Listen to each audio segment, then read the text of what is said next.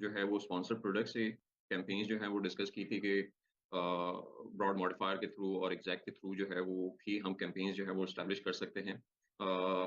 Plus हमने sponsored brand की जो वीडियो कैंपेन है उसको भी एक्सप्लोर किया था कि during a launch phase initially, क्योंकि वीडियो की कन्वर्जन ज़्यादा होती है तो वहाँ पर हम एक कन्वर्जन कैंपेन जो है वो सेटअप कर सकते हैं। वहाँ पर हमारी अप्रोच जो है वो ब्रॉड मॉडिफायर के साथ ही होगी, एंड देन हम बिड जो है वो बहुत ज़्यादा एग्रेसिव लेके नहीं जाएंगे।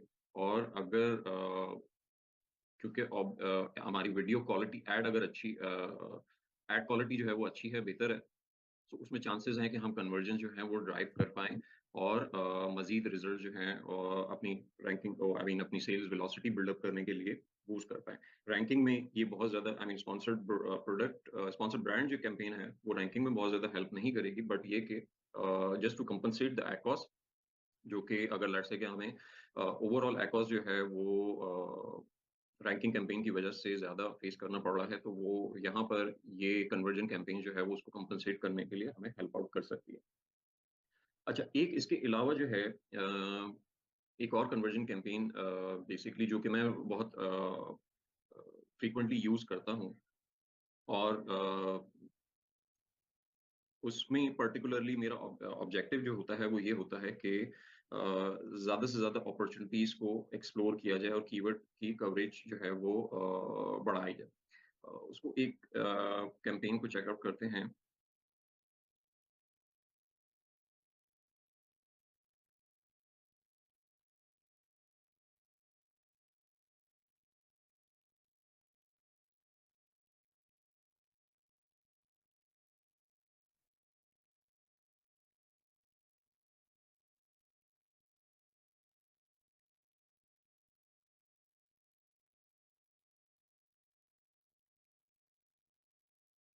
अच्छा, ये कैंपेन जो है बेसिकली इसमें हो क्या रहा है कि अ, जब आप कोई भी कैंपेन बनाने जाते हैं, ठीक है, सो आपके पास यहाँ पर मल्टीपल सजेस्टेड कीवर्ड्स आ रहे होते हैं। अब ये कीवर्ड जो है, अगर आप इनिशियली आपने कोई प्रोडक्ट लिस्ट किया है और उस वो अभी तक उस पर कोई कन्वर्जन वगैरह हिस्ट्री नहीं है, तो यहाँ पर कीवर्ड नंबर ऑफ कीवर्ड जो है वो कम होंगे। ये बेसिकली अमेजोन ड्राइव कर रहा होता है आपकी प्रोडक्ट कैटेगरी की बेसिस पे, आपके फ्रंट एंड कंटेंट की बेसिस पे, आपके बैक एंड कंटेंट की बेसिस पे।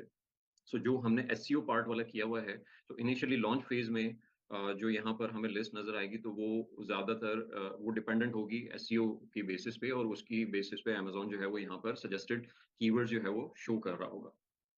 तो इन आई मीन इन पर्टिकुलर कीवर्ड्स को यूज कैसे किया जा सकता है फॉर लो कन्वर्जन के लिए, कि मैं यहाँ पे क्या करूंगा, मैं एक कस्टम बिड सेट करूंगा, एंड मैं यहाँ पे बड़ी लो बिड सेट करके, लेट्स से 20 सेंट्स या 25 सेंट से स्टार्ट करके, इवन 10 सेंट से भी स्टार्ट करके मैं तमाम कीवर्ड जो है वो यहाँ पे ऐड करा दूँ। ठीक है। अब अभी क्योंकि इसमें 41 टारगेट्स ऐड हुए हैं, क्योंकि ऑलरेडी इस पर्टिकुलर कैंपेन में 96 196 टारगेट जो है वो एडेड है। अब और इसमें हम ब्रॉड मैच के साथ जो है वो टारगेटिंग पे जाएंगे, मतलब मैं नॉर्मली जाता हूँ। इससे होता क्या है कि मेरी जो कैंपेन है उसकी रीच जो है ना वो बहुत ज्यादा इंक्रीज कर जाती है। और एक जो नॉर्मली एक पर्सपेक्टिव है ना कि हमें बहुत सारे कीवर्ड जो हैं वो एक कैंपेन में ऐड नहीं करने चाहिए, और उसकी वजह से जो है वो इम्प्रेशन जो है वो सब पे नहीं आते। लेकिन यहाँ पर अगर मैं चेकआउट करूँ तो यहाँ पर आई मीन बहुत सारे कीवर्ड्स हैं जो ब्रॉड में रन हो रहे हैं। ऑब्वियसली आपस में वो कॉन्फ्लिक्ट भी कर रहे होंगे, कॉन्ट्राडिक्ट भी कर रहे होंगे एक दूसरे को। एक ही सर्च टर्म जो है वो मल्टीपल कीवर्ड से टारगेट हो रही होगी, ऐसे बहुत सारे कीवर्ड्स होंगे, यहाँ पे डुप्लीकेशन हो रही होगी डेफिनेटली। लेकिन स्टिल बहुत से कीवर्ड्स के ऊपर इंप्रेशंस भी जनरेट हो रहे हैं, उन पे क्लिक्स भी आ रहे हैं, और एकॉस भी जो है वो क्योंकि मैंने बिल्ड जो है वो बड़ी मॉडरेट रखी हुई है, लो रखी हुई है, सो उसकी वजह से मुझे बहुत एक लो सीपीसी और लो एकॉस अचीव हो रहा है कंपैरेटिवली, जो इस आई मीन इस पर्टिकुलर प्रोडक्ट का जो एक नॉर्मल एवरेज एकॉस है वो अराउंड 30-35% के मिड में रहता है। नहीं, इसमें मैं एक पर्टिकुलर एसकेयू को टारगेट कर रहा हूँ। मैंने पहले इनिशियली ट्राई किया था इसमें जो मल्टीपल वेरिएशंस थी वो इनिशियली मैंने ऐड ऑन की थी, लेकिन उससे वो बहुत ज़्यादा कन्वर्ट नहीं कर रही थी। सो मैंने फिर इसको लिमिट कर दिया सिर्फ़ एक पर्टिकुलर वेरिएशन के ऊपर, जो कि बहुत अच्छा कन्वर्ट हो रही थी। सो अब यहाँ पर ये कैंपेन से इनिशियल लॉन्च फेज़ में हेल्प क्या मिल रही है कि ये हमारी सेल्स वेलोसिटी बिल्ड अप करने में हेल्प आउट करती है, डिपेंडिंग ऑन अच्छा यहाँ पर अब वो मैटर करता है कि हमारी ऑफर क्या है प्रोडक्ट पे। और प्रोडक्ट कितनी कम्पेटिटिव है कंपेयर टू अदर कम्पेटिटर्स, ठीक है? अगर वो ऑफ़र मेरी अच्छी है, सो मैं ये कैंपेन जो है वो बिल्ड कर सकता हूँ इनिशियल डेज़ में ही, इनिशियल लॉन्च फेज़ में ही। और यहाँ पर मैं बड़ी लो बिड के साथ जो है ना स्टार्ट करूँगा, ठीक है? अगर आप ये इस तरह की कोई कैंपेन सेटअप करते हैं, सो आप बहुत मिनिमम बिड के साथ जो है वो इसको इनिशिएट करेंगे। यहाँ पे आई मीन एग्रेसिव अप्रोच जो है ना वो अवॉइड करनी है, क्योंकि बहुत ब्रॉड टारगेटिंग की तरफ जा रहा है। अच्छा, फिर लेटर ऑन जो एक तो ये कि सजेस्टेड कीवर्ड आ रहे थे, तो उसके बाद फिर मैंने ब्रॉड मॉडिफायर कीवर्ड्स भी ऐड करना स्टार्ट किए इसके अंदर, इसी कैंपेन में, क्योंकि एक कैंपेन का स्कोर कार्ड भी जो है ना वो आई मीन कैंपेन का अपना स्कोर जो है उसकी हिस्ट्री की वजह से वो डेवलप हो रहा होता है। सो इसमें आपने सर सभी सजेस्टेड ऐड कर दिए सारे या? सारे कंप्लीट, मतलब मैंने ये नहीं चेकआउट किया कि कौन सा रेलेवेंट है कौन सा नहीं है। उसमें I am very much sure कि इसमें बहुत सारे कीवर्ड ऐसे होंगे जो कि इररेलेवेंट होंगे या सेमी रेलेवेंट होंगे या बहुत ब्रॉडर टारगेटिंग हो रही होगी। लेट्स से कि मैं एक कीवर्ड मुझे एक निश मुझे याद पड़ती है जो कि इससे इस पर्टिकुलर निश से रेलेवेंट है, उससे रिलेटेड देख लेते हैं कि यहाँ पे कोई कीवर्ड आ रहा है। अब देखें ये कास्ट बूट स्कूटर जो है, अब ये मेरी प्रोडक्ट नहीं है, ठीक है? मेरी प्रोडक्ट जो है वो कास्ट कवर है।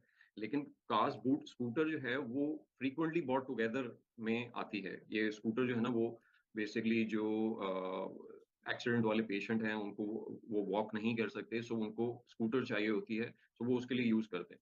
अब सिमिलर ऑडियंस के लिए जो मेरी टारगेटेड यानी मेरी स्पॉन्सर्ड प्रोडक्ट है कास्ट कवर शावर बैग जो है, वो सेम ऑडियंस को टारगेट करता है, तो इस तरह की सजेशंस भी आपको विद इन दैट लिस्ट या सजेस्टेड लिस्ट में आपको इस तरह के कीवर्ड्स भी मिलेंगे।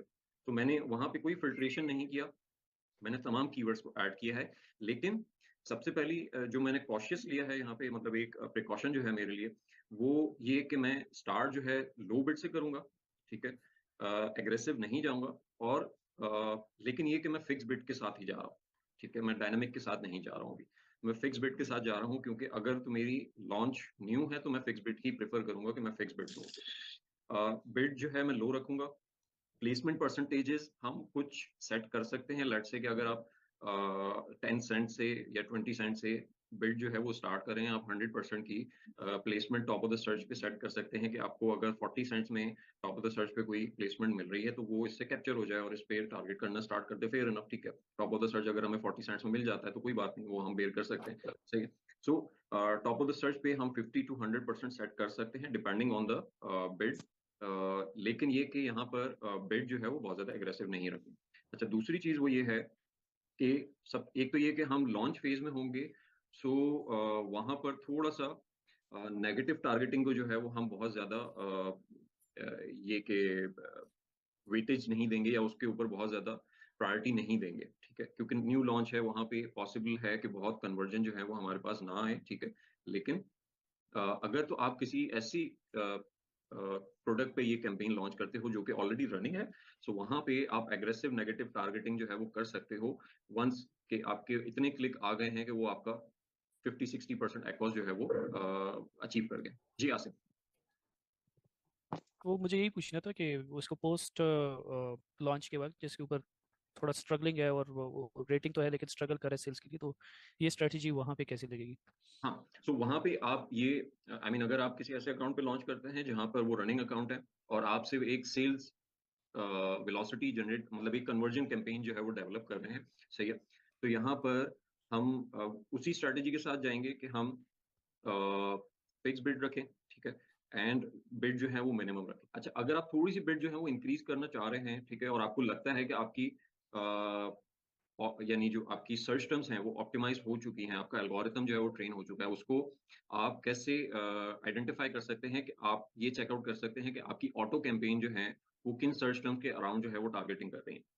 अगर तो आपकी ऑटो कैंपेन जो है वो रेलेवेंट सर्च टर्म्स को टारगेट कर रही है, दैट मीन्स कि आपका एल्गोरिथम जो है वो ट्रेन हो चुका है आपकी पर्टिकुलर प्रोडक्ट के ऊपर। यहाँ पर हम डायनामिक बिड जो है वो यूज कर सकते हैं इस पर्टिकुलर सिचुएशन में, सो अगर यूज कर सकें, लेकिन अगर आपको वहां पे इररेलेवेंसी नजर आती है, सो इट्स बेटर कि आप फिक्स बिड के साथ जाएं और मिनिमम बिड के साथ जाएं। 10 सेंट्स 20 सेंट्स से स्टार्ट करें, टॉप ऑफ द सर्च पे एक प्लेसमेंट करें, और फिर क्योंकि एक रनिंग अकाउंट है, तो वहां पर आपको जो क्लिक्स आ रहे हैं, लेट्स से कि हम एक एग्जांपल ले लेते हैं। अब जैसे ये एक पर्टिकुलर कीवर्ड है, ठीक है, इस पे 5 क्लिक्स आ चुके हैं, अभी तक कोई कन्वर्जन हमें नजर नहीं आ रही। हम इसको और मजीद डाटा एक्सट्रैक्ट कर लेते हैं, यहाँ पे 65 डेज का ले लेते हैं। अच्छा, यहाँ पे 6 क्लिक्स आ गए हैं और मेरे पास कोई कन्वर्जन नहीं आई, ठीक है। सीपीसी मुझे 1.51 पड़ रहा है, ये क्योंकि top of the search placement की वजह से, ठीक है, वहां पे 90% प्लेसमेंट जो है वो सेट हुआ हुआ है। So top of the search placement की वजह से सीपीसी जो है वो 1.51 आ रहा है। $9 मेरा स्पेंड हो चुका है इस पर्टिकुलर कीवर्ड के ऊपर, या इस पर्टिकुलर सर्च टर्म के ऊपर। लग रही थी वो नहीं खत्म हुई है 2 महीने अब $9 स्पेंड होने की वजह से अगर मैं इसको अपनी प्राइस से डिवाइड करूं, तो दैट मीन्स कि ये 50%, 56% एकॉस से अबव जा चुका है, ठीक है। सो यहाँ पर बेटर इज कि मैं इस कीवर्ड को स्टॉप कर दूं, नेगेटिव कर दूं, क्योंकि मैं तो यहाँ पे कन्वर्जन बिल्ड करना चाह रहा हूँ और मेरे पास बहुत सारी सर्च टर्म है जिनको टारगेट किया जा सकता है, सही है। तो मेरे और ऑप्शंस मेरे लिमिटेड नहीं है, तो मेरे लिए अप्रोप्रिएट ये है कि मैं इस पर्टिकुलर सर्च टर्म को स्टॉप कर दूं और नेगेटिव कर दूं, ताकि मेरा जो ये स्पेंड है या ट्रैफिक है वो किसी और कीवर्ड की तरफ जो है वो डाइवर्ट हो सके, ठीक है। तो एक बेंचमार्क जो है वो हम बना सकते हैं कि लेट से 50% एकॉस अच्छी से ज्यादा स्पेंडिंग हो जाती है, तो वहां पर हम कीवर्ड को नेगेटिव टारगेट कर दें,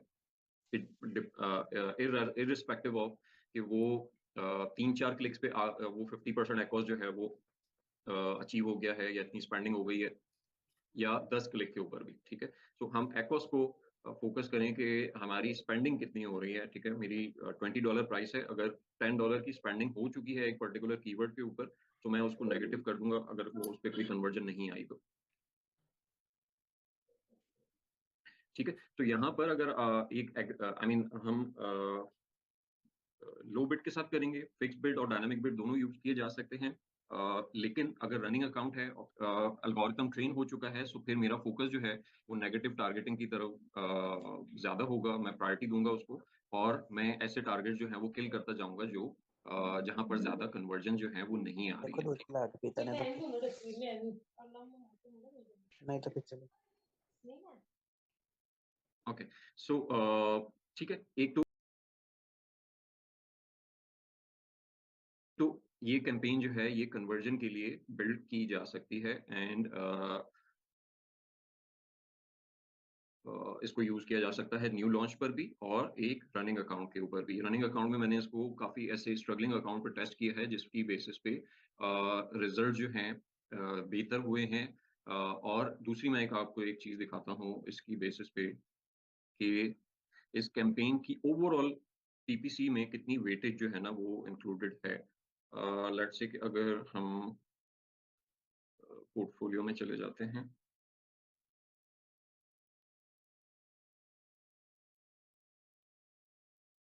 तो मैं यहाँ पे ऑर्डर वाइज जो है वो सॉर्ट कर रहा हूँ अपनी कैंपेन्स को, ठीक है। और इसको मैं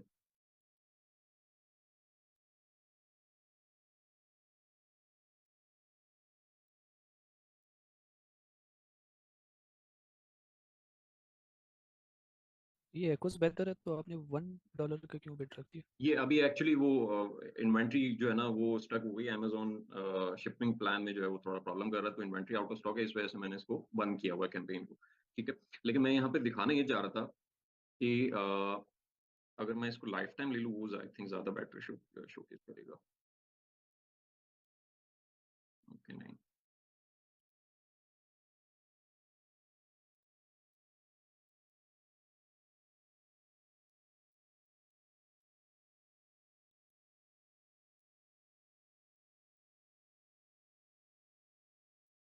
okay.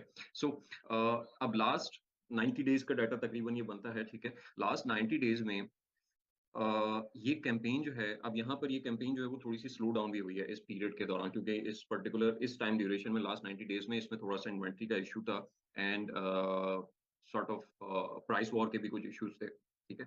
Otherwise this campaign was the second highest among all the campaigns in terms of order. अगर मैं बात करूं तो ये नंबर ऑफ ऑर्डर की बेसिस पे सेकंड या थर्ड नंबर पे ये कैंपेन आती थी। सो मेरे लिए एक सेल्स वेलोसिटी जनरेट करने के लिए ये एक बहुत अच्छी कैंपेन, जो कि कंपैरेटिवली उन कीवर्ड्स के मुकाबले में या उन टारगेट्स के मुकाबले में जो कि मैं रैंकिंग के लिए, जैसे ये 2 हैं, ठीक है? अब ये 2 ऐसे कैंपेन्स हैं जहाँ पर मैं कॉम्प्रोमाइज़ नहीं कर सकता, क्योंकि एक मेरा मेन कीवर्ड है एंड सेकंड इज़ जहाँ पर मैं अपने मेन कंपैटिटर्स को एसियंस के थ्रू टारगेट कर रहा हूँ। सो उनके कंपैरेटिवली जो एक्ॉस हैं, वो ज़्यादा हो रहे हैं, लेकिन वहाँ से सेल्स भी सबसे ज़्यादा जनरेट होती हैं। सो मैं उनको अवॉइड नहीं कर सकता।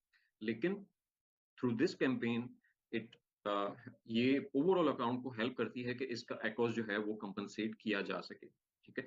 तो इसी को फिर मैंने मल्टीपल वेरिएशंस पे भी किया और वहाँ से भी कुछ नंबर जो है वो अचीव करने की कोशिश की। सो लेकिन एक सेल्स ड्राइवर के तौर पे ये टूल जो है वो आप यूज़ कर सकते हैं। एक ये कॉम्बिनेशन एंड दूसरा जो ब्रॉड मॉडिफायर वाला है, जो हमने लास्ट कल भी डिस्कस किया था, वो कैंपेन भी आपको इसी तरह के रिजल्ट्स दे सकती है अगर उसकी बिट्स को केयरफुली और आई मीन विद पेशेंस आप अगर उसको यूटिलाइज करते हैं उस कैंपेन को, तो वो बहुत अच्छे रिजल्ट जो है वो वहां पर आपको नजर आ सकते हैं through sponsored product and through even sponsored brand sponsored brand video campaigns भी, वहां पर भी आपको अच्छे रिजल्ट जो है वो इन कैंपेन्स के थ्रू नजर आ सकते हैं।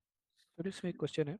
जी जी प्लीज। अ, एक कंपेन जब अच्छा वर्क करना शुरू कर देती है तो अगर उसका वो कॉपी, जो साथ में एक बटन है कॉपी बना लेते हम्म हैं, हम्म और मैंने ये किया था एक ब्रांड में, तो उसमें वो अच्छा परफॉर्म कर रही थी, तो उसको मैंने दूसरा एक उसका कॉपी बना दिया, वो भी हम्म अच्छा परफॉर्म करना शुरू किया, अब दोनों चल पड़ी। हम्म। तो ये एक अच्छी चीज़ है या नहीं, इसको नहीं, बिल्कुल नेगलेक्ट? है। आई मीन मैंने इनफैक्ट मैंने भी इस अकाउंट में यहाँ पर पहले, क्योंकि ये मुझे एक अच्छा स्कोर अच्छे रिजल्ट्स दे रही थी, तो मेरी जो बाकी वेरिएशंस थी, जो कि मैंने सिर्फ इस वजह से लिस्ट की हुई थी कि बस वो ऑर्गेनिकली उस पे सेल्स जो है वो ड्राइव हो जाए, या उसको हम कुछ चंद कैंपेन्स के थ्रू ही बस उसको रैंक कर लें। सो वहाँ पर फिर मैंने इस कैंपेन को कॉपी किया और उन एसकेयूज़ के ऊपर टारगेट करना स्टार्ट किया। जो क्योंकि इसमें कुछ कीवर्ड्स हैं, वो बिल्कुल एग्ज़ैक्टली वही हैं, वही कीवर्ड रेंज बनती है, जो कि क्योंकि वो तीनों लेग की वेरिएशंस है। तो वो कैंपेन तो एज़ इट इज़ कॉपी हो गई थी। एक जो आर्म वाली वेरिएशन थी, मैं उसकी भी आपको रिजल्ट्स शो कर देता हूँ, अगर मेरे पास यहाँ पर।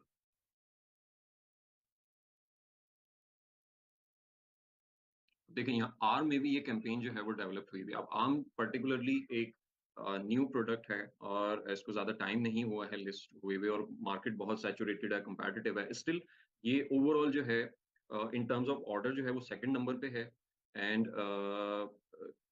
सेल्स जनरेशन के मुकाबले में। एंड देन एकॉस वाइज भी जो रैंकिंग कैंपेन्स है उससे अच्छा परफॉर्म कर रही है, और इसका एकॉस जो है वो हम ऑप्टिमाइज करते जाएंगे तो इसको मजीद रिड्यूस किया जा सकता है, ठीक है? लेकिन एक सेल्स ड्राइवर के तौर पे ये कैंपेन जो है वो बहुत हेल्प कर सकती है, और लो एकॉस कन्वर्जन के लिए भी बहुत हेल्प कर सकती है, ठीक है? सो अच्छा, अब इसके अलावा हमारे पास कन्वर्जन कैंपेन्स के लिए और क्या-क्या ऑप्शन जो हैं, वो मैं यहाँ पे एक और ये लिख देता हूँ जस्ट। मैं इसको normally all in one campaign कहता हूँ, ठीक है? बस इसमें इतना होगा कि हम जो है ना सेम ही प्रोडक्ट को टारगेट करें ऑल वेरिएशन में। सॉरी, मैं समझा नहीं आपकी बात को। इसमें अभी आपके जो है ना सारे प्रोडक्ट्स आपके पास लेग हैं, आर्म है, फुट है, हुँ, हुँ, सब हुँ। इसमें आर्म में आप सब आर्म को ही टारगेट करें, ना कि जो है ना लेग वाले हाँ, को ही क्यों टारगेट। मतलब कहने का मकसद ये है कि जहाँ पे कीवर्ड्स चेंज नहीं हो रहे, वहाँ पे आप सारी वेरिएशंस या हर वेरिएशन के लिए अलग-अलग कैंपेन बना सकते हैं, सेम डेटाबेस कॉपी करके। लेकिन जहाँ पे कीवर्ड चेंज हो रहे हैं, तो फिर ऑब्वियसली आपको नए कीवर्ड्स चेकआउट करने होंगे, या उस कैंपेन में जाके, क्रिएट कैंपेन में जाके उसमें जो सजेशंस आ रही हैं, वो तमाम आप उसके अंदर ऐड कर दें। Alright. सर इसमें एक जी, क्वेश्चन था कि जी। आपके किसी भी प्रोडक्ट के जो नंबर ऑफ कीवर्ड्स है जिस पे आपके प्रोडक्ट इंडेक्स्ड होती है, हुँ, हुँ। उसको किस तरह इंक्रीज किया जा सकता है, या कौन सी कैंपेन ऐसी है जो इंडेक्सिंग में सपोर्ट करती है आपको? Conversion, I mean conversion and ranking campaign जो है वो जैसे-जैसे आपकी कन्वर्जन हिस्ट्री बनती जाएगी, आपकी इंडेक्सिंग में और ऑर्गेनिक विजिबिलिटी में, वो आपको हेल्प करेगी। तो वो जिन कीवर्ड्स को हम टारगेट करें उन्हीं पे इंडेक्स नहीं, नहीं नहीं, नहीं, नहीं, होंगे नहीं, हम? वो ओवरऑल देखिए अमेज़न को क्योंकि बायर प्रोफाइल का पता है, ठीक है? बायर प्रोफाइल का पता है, आपकी रेलेवेंट ऑडियंस कौन है उसका पता है। सो वन्स जैसे-जैसे उसके डाटा इम्प्रूव होता जाता है, उसका एल्गोरिथम ट्रेन होता जाता है, सो वो आपकी विजिबिलिटी तमाम रेलेवेंट कीवर्ड्स के ऊपर विजिबल करना स्टार्ट कर देता है, ठीक है? With the passage of time. इसी तरीके से अगर आप कोई भी पुराना ब्रांड इसी तरीके से अगर आप कोई भी पुराना ब्रांड उठा के देखें तो वो वन टेल कीवर्ड्स के ऊपर भी आपको नजर आएंगे कि वो उसके ऊपर भी लिस्ट हुए हुए, इंडेक्स हुए हुए और इवन रैंक भी हुए हुए। सो वो जैसे जैसे with the passage of time Amazon train होता जाता है, सो वो आपकी विजिबिलिटी जो है वो इंक्रीज करता जाएगा ऑन मल्टीपल कीवर्ड्स और वेरियस कीवर्ड्स, वो चाहे वो रेलेवेंट हो, सेमी रेलेवेंट हो, ब्रॉडर हो या कोई फ्रीक्वेंटली बॉट टुगेदर इस तरह की कोई कैटेगरी हो। मतलब उसके लिए हमें कोई एक्स्ट्रा एफर्ट करने की जरूरत नहीं है, हम अपनी रैंकिंग और कन्वर्जन की कैंपेन्स को आप कन्वर्जन के ऊपर फोकस करें कि आपकी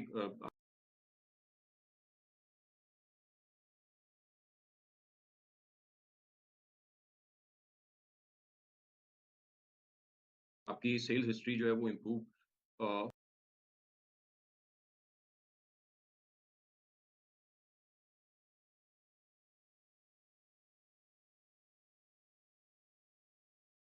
हो रही हो और कैंपेन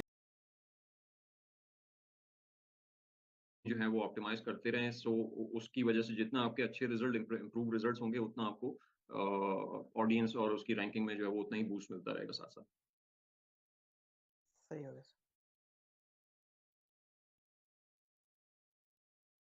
फिक्स और डायनामिक एंड प्लेसमेंट यहाँ पर आप अपनी मर्जी के हिसाब से सेट कर सकते हो, लेकिन ये कि स्टार्ट जो है वो 10 सेंट से करें या 20 सेंट से करें। अच्छा, अब आ जाते हैं थोड़ा सा बेटर रिजल्ट फिक्स पे आएंगे या डायनामिक डाउन पे? देखिए, डायनामिक मैं नॉर्मली जो है वो फिक्स को प्रेफर करता हूँ। मैं फिक्स को इस वजह से प्रेफर करता हूँ क्योंकि मैं देखना चाह रहा हूँ तो कि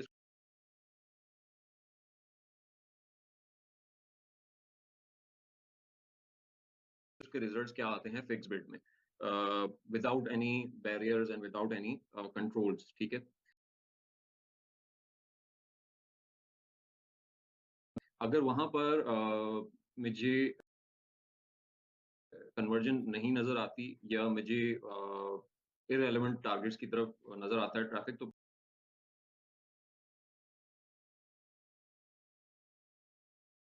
फिर मैं डायनामिक की तरफ जा सकता हूँ।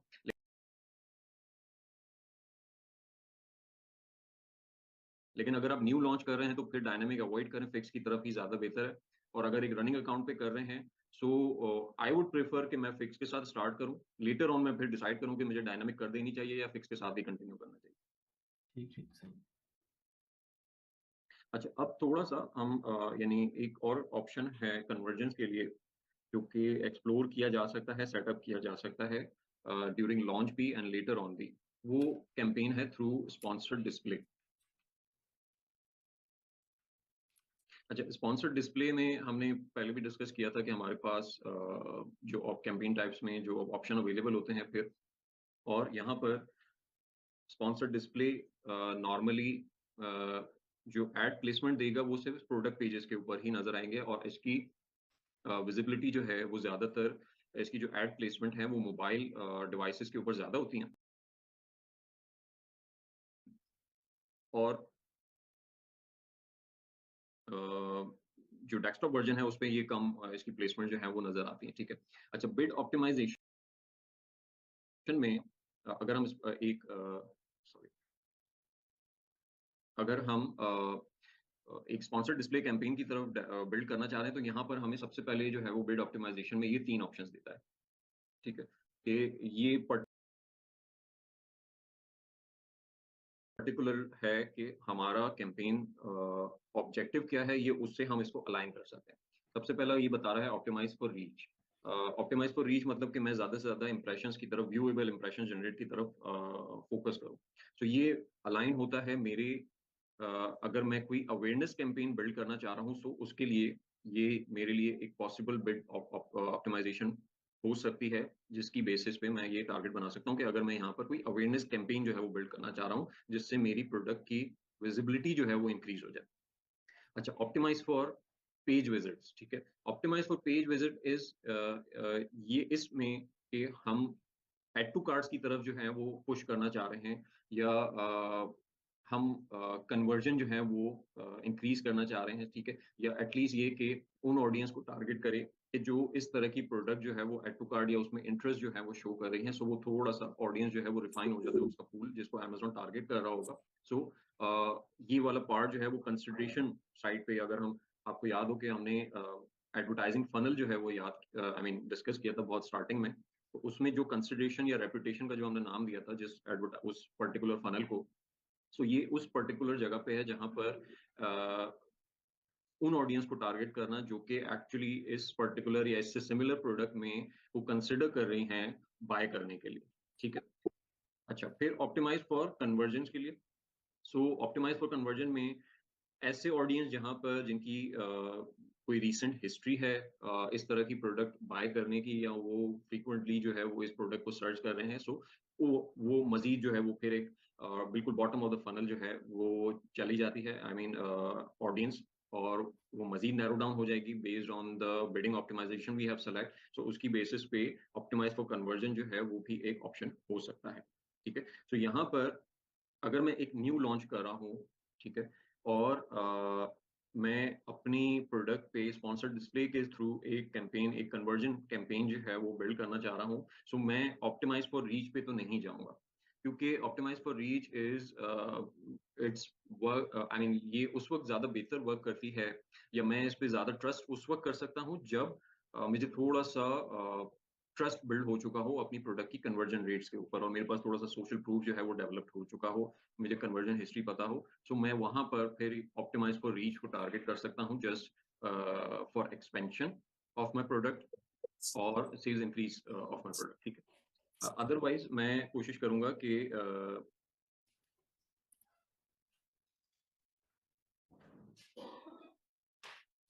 अदरवाइज मैं कोशिश करूंगा कि मैं ऑप्टिमाइज फॉर पेज विजिट या ऑप्टिमाइज फॉर कन्वर्जन को जो है वो टारगेट करूं, सो मेरी प्रायोरिटी जो है वो ऑप्टिमाइज फॉर पेज विजिट जो है वो होगी, क्योंकि ऑप्टिमाइज फॉर कन्वर्जन में बहुत ज्यादा रिजल्ट जो है वो नैरो डाउन हो जाएंगे। सो अगर मैं यहाँ पर एक कन्वर्जन कैंपेन बिल्ड करना चाह रहा हूँ, सो मैं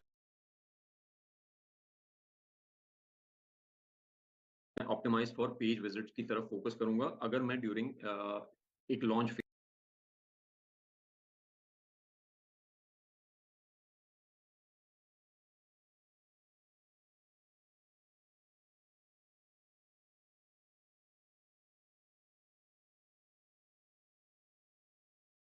फेज में हूँ, मेरी प्रोडक्ट जो है वो लॉन्च होने वाली है।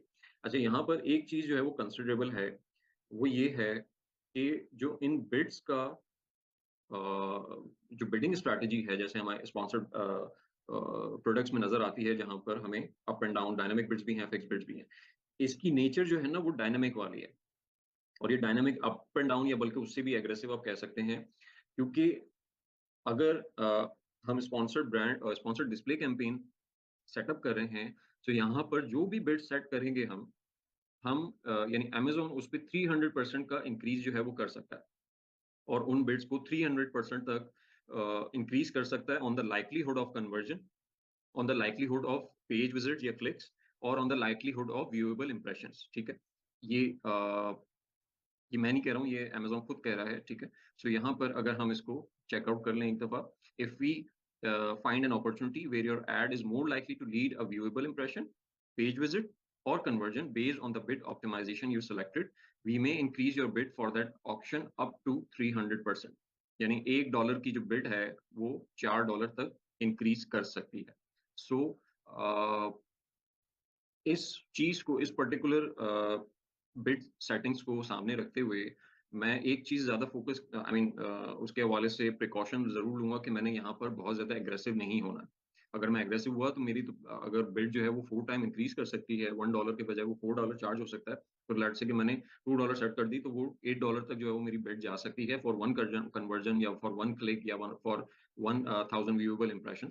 सो वो बहुत ज्यादा एग्रेसिव हो जाएगा, तो मैं यहाँ पर बिड जो है वो बड़ी मॉडरेट और या बड़ी लो बिड के साथ जो है इस पर्टिकुलर कैंपेन में एंटर होगा, ठीक है। एड फॉर्मेट हमारे पास 2 हैं, सही है, जिसमें एक तो ये कि जो स्पॉन्सर्ड डिस्प्ले एड जो है, जो मैंने पहले आपको शोकेस आई मीन दिखाए थे, उसमें जो प्रोडक्ट पेजेस पे जो प्लेसमेंट्स आ रही होती हैं वो तमाम जो है वो इसमें आ जाती हैं, देन वीडियो एड भी प्रोडक्ट पेजेस के ऊपर ही इसकी वीडियो एड की प्लेसमेंट भी जो है वो 3 तरह की प्लेसमेंट जो है वो वहाँ पर आ रही होती है।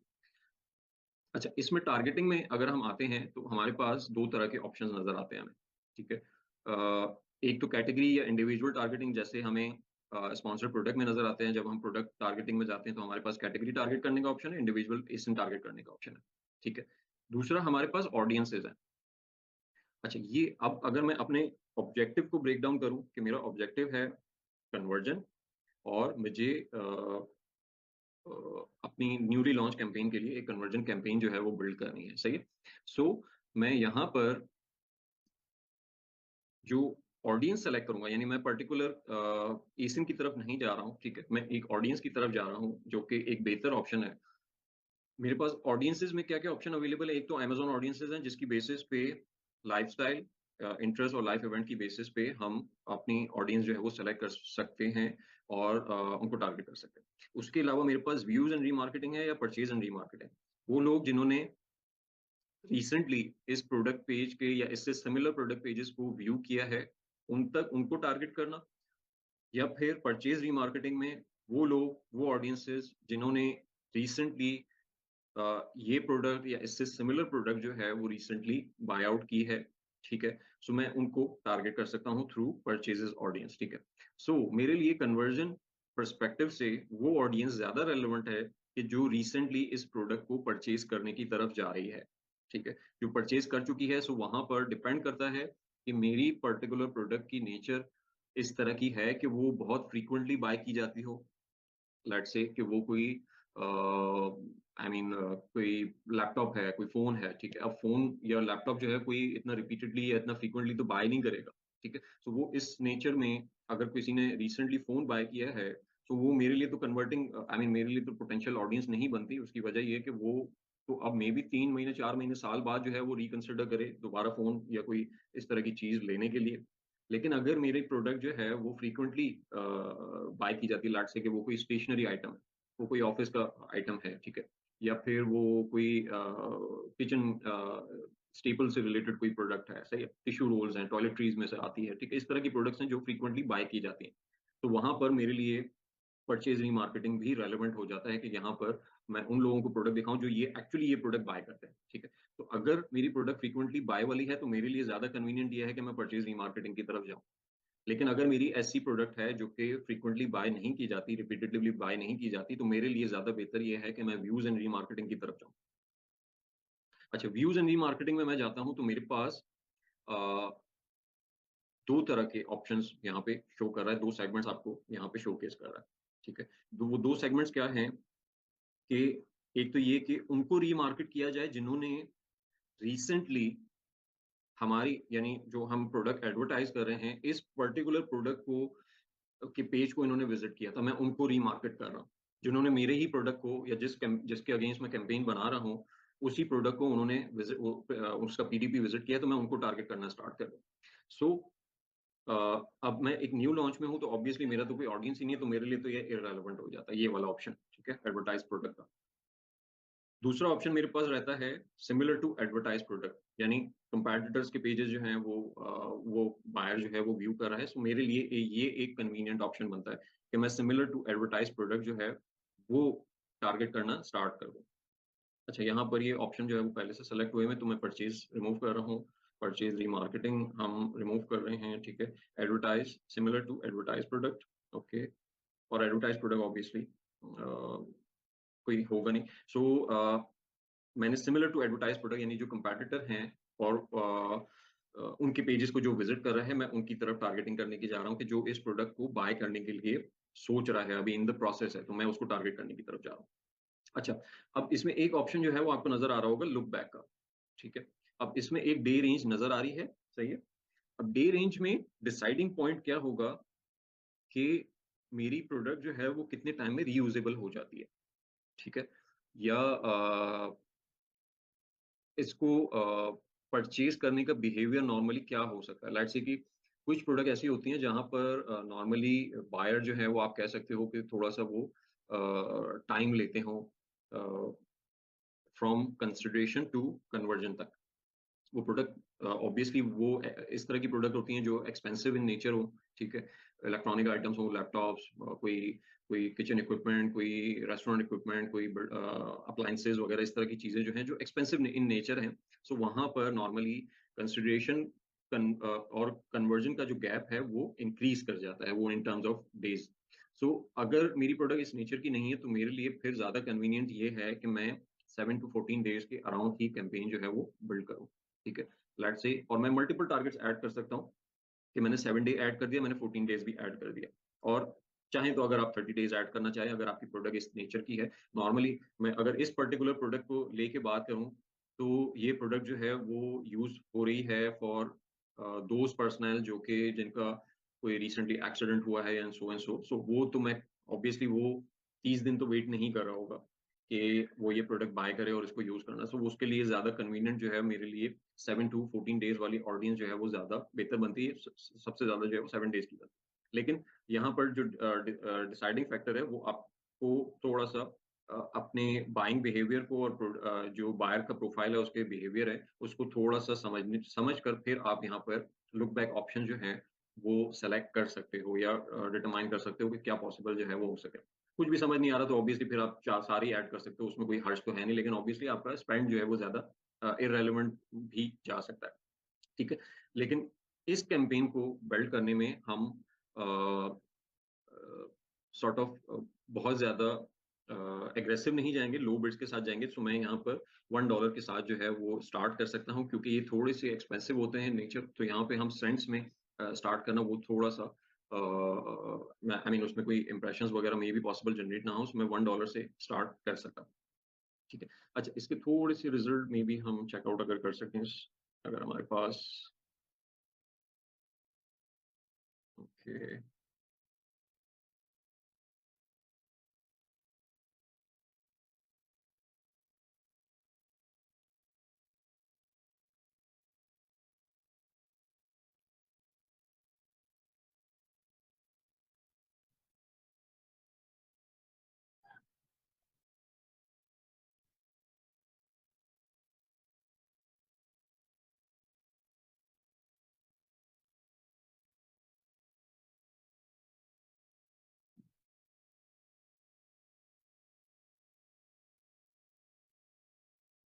एक तो ये इसमें स्पॉन्सर्ड डिस्प्ले ऐड में बड़ा मसला है, ये डेट्स जो है बार बार रिवाइज कर देता है, ओके।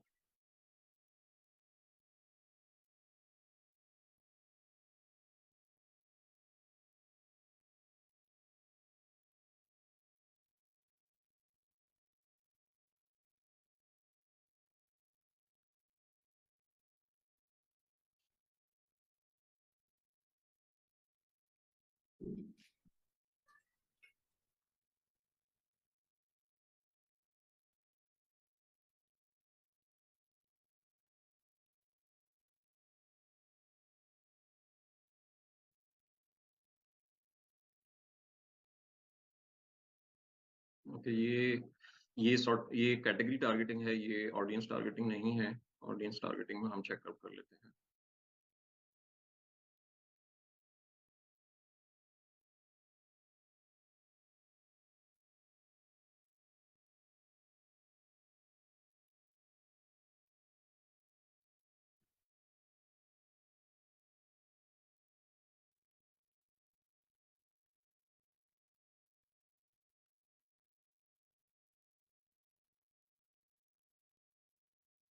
ओके, यहाँ पर टारगेट हो रहा है सिमिलर टू एडवर्टाइज प्रोडक्ट, ठीक है। सो अब यहाँ पर अगर इसके रिजल्ट हम चेक करें तो हमारे पास एक अच्छे खासे इंप्रेशन जो है वो जनरेट हो रहे हैं, ठीक है। CTR लेकिन अगर आप कंपैरेटिवली देखो तो बहुत कोई अच्छा नहीं है, ठीक है। इन टर्म्स ऑफ इंप्रेशन जो है वो हमें क्लिक्स जो है वो बहुत ज्यादा नहीं आ रहे, क्यों? क्योंकि अच्छा, ये व्यूएबल फॉर इंप्रेशन है, ठीक, क्यों? क्योंकि ये एक सॉर्ट ऑफ उस टाइम पे डेवलप हुई है जब प्रोडक्ट जो है वो ऑलरेडी स्टैब्लिश हो चुकी थी, उसकी कन्वर्जन हिस्ट्री थी, तो हमने जो कैंपेन सेटअप की है वो optimize for viewable impression select करके की है। लेकिन अप्रोच जो है वो यहाँ पर भी उसी तरीके की है, सिमिलर है कि हमने बहुत ज्यादा एग्रेसिव नहीं जाना, लिमिटेड बिड्स के साथ और लिमिटेड विजिबिलिटी के साथ जो है वो टारगेट करना, ठीक है। सो उसमें होता ये है कि क्योंकि हम CPC जो है वो कम अलाउ कर रहे हैं, उसकी वजह से जो कन्वर्जन यहाँ पे पॉसिबल कन्वर्जन हो सकती हैं वो चीपर आई मीन उसके रिजल्ट जो है वो हमें मिल सकते हैं। और क्योंकि ओवरऑल कैटेगरी को हम टारगेट कर रहे हैं या ओवरऑल सिमिलर उस पर्टिकुलर निश में जितनी भी प्रोडक्ट्स आ रही हैं उन सबको टारगेट कर रहे हैं, सो हमारी रेलेवेंट ऑडियंस तक तो ये पहुंच रही होती है। लेकिन कन्वर्जन जो है वो आपको डिपेंडिंग ऑन कि आप कितना एग्रेसिव जाते हो। इसमें अगर मैं बहुत ज़्यादा एग्रेसिव चले जाता हूँ, $8-9 तक इसकी अगर बिड जो कि ये सजेस्ट कर रहा है, वो मैंने ट्राई भी किया है, लेकिन उसमें होता ये है कि उसका एक्ॉस जो है वो फिर इंक्रीज करना स्टार्ट कर देता है, क्योंकि वहाँ पर कन्वर्जन रेट जो है वो उस तरीके से ऑप्टिमाइज नहीं हो रहे होते जितने क्लिक्स जो है वो इंक्रीज कर रहे होते हैं। सो यहाँ पर अप्रोच जो है वो बेटर ये है कि लो विजिबिलिटी रखी जाए, कम व्यूएबल इंप्रेशन और कम क्लिक्स जो हैं वो जनरेट हो विद मिनिमम स्पेंड, और उसकी बेसिस पे जितनी कन्वर्जन जो है वो मिल सकती हैं वो जनरेट कर ली जाए, तो हमें एक डिसेंट एक्ॉस डेवलप कर सकते हैं। उसकी बेसिस पे हम हमारी ओवरऑल लॉन्च के लिए एक ऐसी कैंपेन सेटअप कर सकते हैं जहां पर वो रैंकिंग कैंपेन्स के एक्ॉस को कंपनसेट करने में हमारी हेल्प आउट करे। अच्छा, इसमें इंपॉर्टेंट चीज ये है कि इसमें क्रिएटिव्स जो है वो आपके पास बेहतर होने चाहिए। इस तरह के आई मीन क्रिएटिव्स होने चाहिए कि आप यहाँ पे अपनी प्रोडक्ट की ऐसा ना हो कि आप मेन इमेज जो है वो यहाँ पे लगा दें, क्योंकि यहाँ पे ऑप्शंस अवेलेबल हैं तो यहाँ पर ज्यादा बेहतर रिजल्ट जो हैं वो लिए जा सकते हैं। सो अगर क्रिएटिव्स जब भी आप आई मीन अगर फोटोग्राफी स्टेज पे हैं या 333 स्टेज पे हैं या लिस्टिंग ऑप्टिमाइजेशन स्टेज पे हैं, सो आपके पास कोई ऐसी इमेजेस अवेलेबल हो जो कि आप स्पॉन्सर्ड डिस्प्ले के लिए यूज कर सकें और आप हेडलाइन एड्स के लिए यूज कर सकें, अमेजोन पोस्ट के लिए यूज कर सकें। सो वो एरियाज के लिए आपके पास ऐसे क्रिएटिव जो है वो मौजूद होने चाहिए जो कि आप लेटर ऑन इन जगहों पर यूज कर सकते हो। ठीक है। So I mean during the launch हम जो टारगेट कर सकते हैं वो व्यूज एंड रीमार्केटिंग के थ्रू टारगेट कर सकते हैं, एंड परचेज रीमार्केटिंग के थ्रू भी टारगेट कर सकते हैं, depending on your nature of the product. New launch में हम एडवर्टाइज प्रोडक्ट को टारगेट नहीं करेंगे, सिमिलर टू एडवर्टाइज को टारगेट करेंगे, क्योंकि हमारी अपनी लॉन्च के ऊपर जो है वो इस तरह की कोई ऑडियंस होगी नहीं जिसको वो रीटारगेट कर रहा होगा। हाँ, लेटर ऑन अगर आप ये किसी रनिंग प्रोडक्ट पे ये कैंपेन स्टैब्लिश करने की ट्राई करते हैं तो वहां पर आप ऑप्टिमाइज फॉर रीच भी जा सकते हैं, ऑप्टिमाइज फॉर पेज विजिट भी जा सकते हैं, और आप यहाँ पर ब्रॉडर टारगेटिंग भी कर सकते हैं, बट विद लीस्ट बिल्ड्स, और आई मीन बिलो से स्टार्ट करते हुए फिर उसको आहिस्ता आहिस्ता जो है वो इंक्रीज करें, रिमेम्बरिंग के 300% तक अमेजोन जो है वो इसकी बिल्ड जो है वो इंक्रीज कर सकता है। ठीक है, यहाँ तक किसी का कोई सवाल? ओके। अच्छा, फिर हमारे पास जो है ना अब एक और ऑप्शन जो रिसर्च कैंपेन का रह गया है वो उसको थोड़ा सा डिस्कस कर लेते हैं। इसका बजट किस तरह मतलब हमारा जो अवेलेबल बजट है उसमें इसको किस तरह यूज करेंगे फिर, मतलब हमारा बजट इसमें तो बजट ज्यादा लगेगा ना इस पे फिर। नहीं, बजट तो आप सेट कर सकते हो। बजट आई मीन वो जो आपकी सीपीसी है वो एक्सीड कर सकता है। ठीक है, लेट्स से कि आपने $10 का बजट इसको दिया है इस पर्टिकुलर कैंपेन को, और आपने $2 की जो है वो बिड सेट की हुई है। ठीक है, अब वो 300% से इंक्रीज करके मतलब वो $8 तक जा सकती है, तो उसमें आपको एक क्लिक आएगा, और लेट्स अज्यूमिंग कि $8 पे आया आपको, तो अभी भी आपका बजट जो है वो मौजूद होगा, तो आपको दूसरा क्लिक आ सकता है। ठीक है, तो आपको अगर आई एम श्योर आप लोगों में से बहुत सौ ने ये एक्सपीरियंस किया होगा कि सम टाइम आपकी स्पेंडिंग जो है वो बजट से ज्यादा हो जाती है।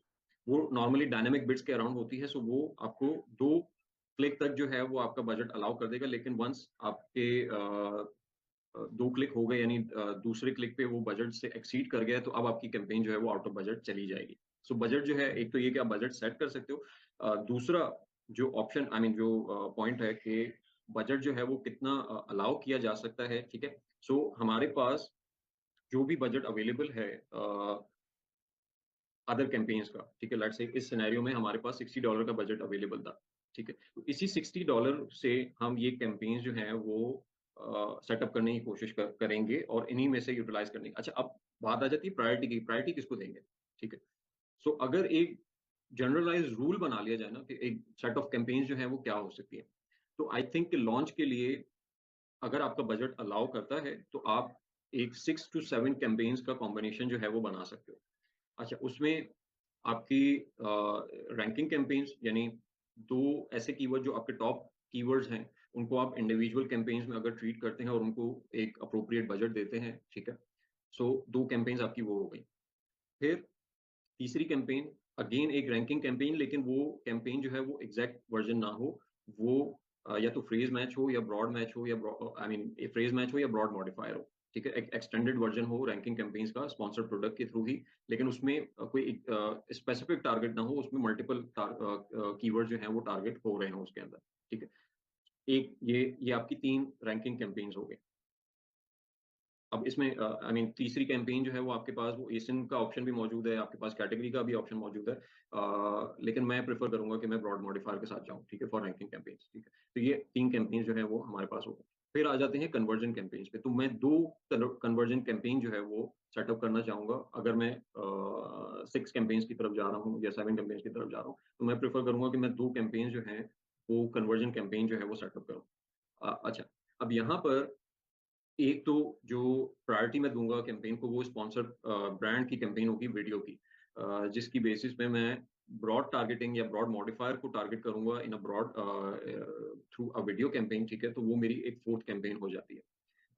5th campaign for conversion perspective, it depends कि वो उस प्रोडक्ट की नेचर कैसी है, उसका प्रोडक्ट प्राइस कैसा है, यानी अगर उसका प्रोडक्ट प्राइस इस तरीके का है कि मैं स्पॉन्सर्ड डिस्प्ले जो है वो अफोर्ड कर सकूं, क्योंकि स्पॉन्सर्ड डिस्प्ले नॉर्मली जो है ना वो थोड़ा सा एक्सपेंसिव पड़ता है कंपैरेटिवली स्पॉन्सर्ड प्रोडक्ट्स एंड, और दूसरा वहां पर एक मसला ये है कि स्पॉन्सर्ड डिस्प्ले में हमारे पास कंट्रोल जो है ना वो सबसे कम है। अगर हम तमाम जो कैंपेन टाइप्स हैं उनको एक्सप्लोर करें, तो स्पॉन्सर्ड डिस्प्ले में हमारे पास सबसे कम कंट्रोल होता है, चाहे वो प्लेसमेंट ऑप्टिमाइजेशन का हो, चाहे वो बिड्स ऑप्टिमाइजेशन का हो, ठीक है। सो चाहे वो बिडिंग स्ट्रैटेजी से रिलेटेड हो। तो यहाँ पर और टारगेट्स भी हमें नहीं पता होता कि कहाँ पे एग्जैक्टली टारगेट हो रहा है, ठीक है। हम ना नेगेट वो कोई टारगेट जो है वो ऑल्दो एसिन तक की हद तक तो कर सकते हैं, लेकिन अगर हम व्यूज एंड रीमार्केटिंग वाली कैंपेन सेटअप करते हैं तो वहां पर हमारे कंट्रोल जो है वो लिमिट कर जाते हैं। सो अगर मेरी प्रोडक्ट जो है वो अलाउ करती है कि हाँ मेरे पास मेरी प्राइस जो है वो लेट्स से $20, $25, $30 से अबव है, तो मैं स्पॉन्सर्ड डिस्प्ले में भी अफोर्ड करने की पोजीशन में हूँ। सो मैं sponsored display as a second campaign conversion campaign जो है वो ऐड ऑन कर सकता हूँ। लेकिन अगर मेरी प्रोडक्ट जो है वो कम प्राइस है, सही है, सो मेरे लिए वहां पे अप्रोप्रिएट ये है कि मैं कन्वर्जन कैंपेन के लिए ब्रॉड मॉडिफायर जो है वो यूटिलाइज करूं थ्रू स्पॉन्सर्ड प्रोडक्ट, ठीक है। और उसमें मैं जो कीवर्ड की टेल है जो हमने डिस्कस किया था कि हम कीवर्ड की टेल जो है वो कम कर सकते हैं और अपनी बिल्ड जो है वो कम कर सकते हैं as compare to the ranking campaign, जहां पर हम top of the search target कर रहे थे। कन्वर्जन कैंपेन में थ्रू ब्रॉड मॉडिफायर स्पॉट्स को टारगेट कर रहे होंगे with low bids and less aggressive strategy. फिर जो लास्टली एक कैंपेन जो है मैं रिसर्च के लिए 1 से 2 कैंपेन जो है वो डेवलप करना प्रेफर करूंगा। अच्छा, अब रिसर्च में हमारे पास मल्टीपल ऑप्शन है। तो रिसर्च में मैं ऑटो की तरफ भी जा सकता हूँ, मैनुअल टारगेटिंग की तरफ भी जा सकता हूँ, सही है। सो उसमें ये है कि क्योंकि अभी हमने रिसर्च का एक्चुअली टॉपिक डिस्कस नहीं किया है, सो वहां पर अगर तो मेरा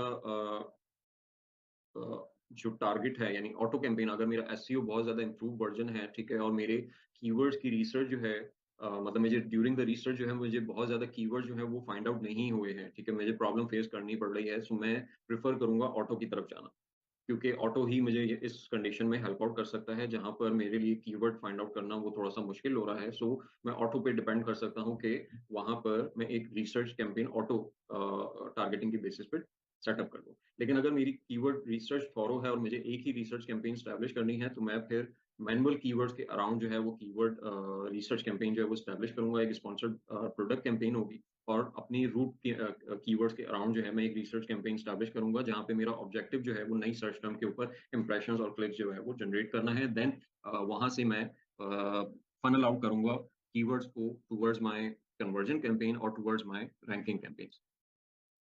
तो ये आप एक लॉन्च में आप एक 6 से 7 कैंपेन्स का जो है ना वो कॉम्बिनेशन बना सकते हो, depending on your budget, depending on your product nature.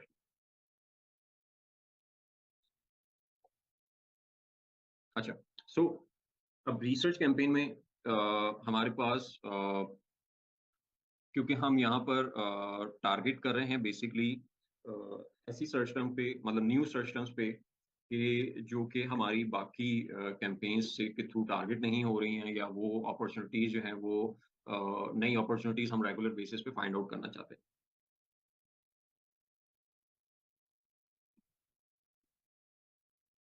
तो तो यहाँ पर हमारे पास ना 2 तरह की अपॉर्चुनिटीज़ हैं। एक तो वो है जो नोन होती हैं नॉर्मली, जो हमारे किसी अ, जो रूट कीवर्ड्स हैं हमारी प्रोडक्ट से रिलेटेड, उन्हीं के अराउंड जो है वो सर्कुलेट कर रहे होते हैं। तो वो हमारे लिए बड़े नोन होते हैं। हम कीवर्ड रिसर्च के थ्रू रूट कीवर्ड्स आइडेंटिफाई कर सकते हैं, देन उनको अपनी कैंपेन में एस्टैब्लिश करके उनके अराउंड जो है वो रिसर्च कैंपेन बिल्ड कर सकते हैं through phrase match, through broad modifier, ठीक है? और वहाँ से हम नई सर्च टर्म जो है वो आइडेंटिफाई कर सकते हैं। लेकिन बहुत सारी सर्च टर्म ऐसी भी होंगी जहाँ पर हमें आइडिया नहीं होगा कि वहाँ पर हमें मतलब वहाँ पर भी हमें कन्वर्जेंस आ सकती हैं, या कोई ये पर्टिकुलर कीवर्ड्स भी जो है वो सर्च करके चेकआउट कर सकता है और उसपे हमारी प्रोडक्ट जो है वो बाय कर सकता है। सो उस सिनेरियो में हमारे लिए जो मोस्ट कन्वीनिएंट ऑप्शन जो रह जाता है वो ऑटो कैंपेन का रह जाता है। कि ऑटो कैंपेन के अराउंड जो है वो हम अपनी अ, स अ, कैंपेन आई मीन एक रिसर्च कैंपेन जो है वो सेटअप करें थ्रू एन ऑटो कैंपेन, जिसमें हमारा पर्पस ये है कि ऐसी सर्च टर्म आइडेंटिफाई करना जो कि न्यू हो, जो हमारी किसी और कीवर्ड से मतलब पॉसिबिलिटी हो कि हमारी किसी और कीवर्ड कैंपेन की रेंज में जो है वो ना आए, ठीक है? सो वहाँ पर मेरे लिए कन्वीनिएंट हो जाता है कि मैं ऑटो कैंपेन के थ्रू जो है वो टारगेट करना स्टार्ट करूँ, एंड जो सर्च टर्म मिसिंग है वो मैं उस पर्टिकुलर कैंपेन से जो है वो ड्राइव करूँ। लेट्स से फॉर एग्जांपल, अब मैं मेरी जो जितनी भी कैंपेन्स सेटअप हुई हुई हैं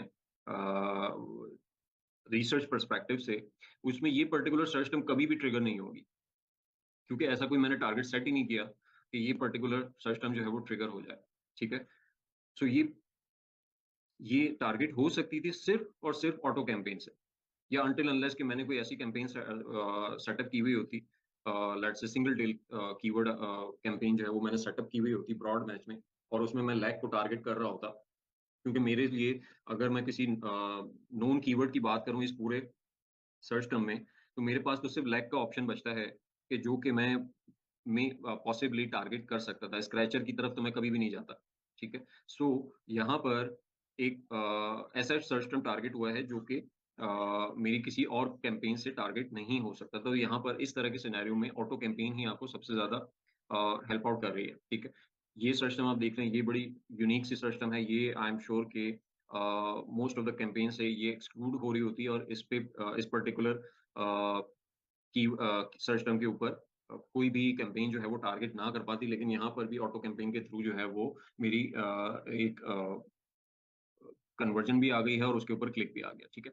सो ये एक तो ऑटो कैंपेन का रीज़न हो सकता है कि फॉर रिसर्च, कि यहाँ से हमें ऐसी सर्च टर्म जो कि मिल सकती हैं जो न्यू हो कंपैरेटिवली, ठीक है?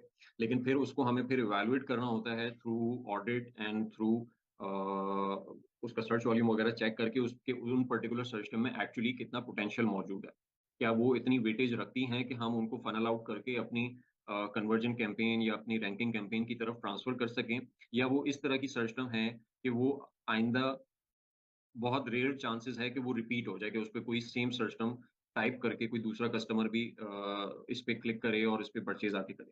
ठीक है? सो वहाँ पे हमें उसकी वेटेज जो है वो चेकआउट करनी होगी। तो 2 यहाँ पर हमारे 2 सॉर्ट ऑफ ऑब्जेक्टिव्स जो हैं वो निकल आते हैं। वो एक ये कि नई सर्च टर्म आइडेंटिफाई करना, और दूसरा ये कि उन कीवर्ड्स के ऊपर अपनी कैंपेन जो है वो इंटैक्ट रखना, कि जहाँ पर जो हमारी बाकी कैंपेन से जो है वो टारगेट नहीं हो रहे, वहाँ पर ऑटो जो है वो एक रेलेवेंट या एक कन्वीनिएंट ऑप्शन बन जाता है, कि वो अननोन कीवर्ड्स की तरफ जो है भी हमारी टारगेटिंग जो है वो वैलिड रख रहा होगा, और हमारी कैंपेन को जो है वो वैलिड रख रहा होगा।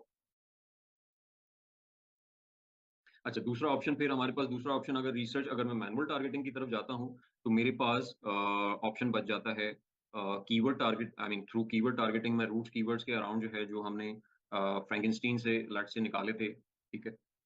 मैं उन कीवर्ड्स के अराउंड जो है कैंपेन क्या सेटअप कर सकता हूँ कि लेट्स से मैं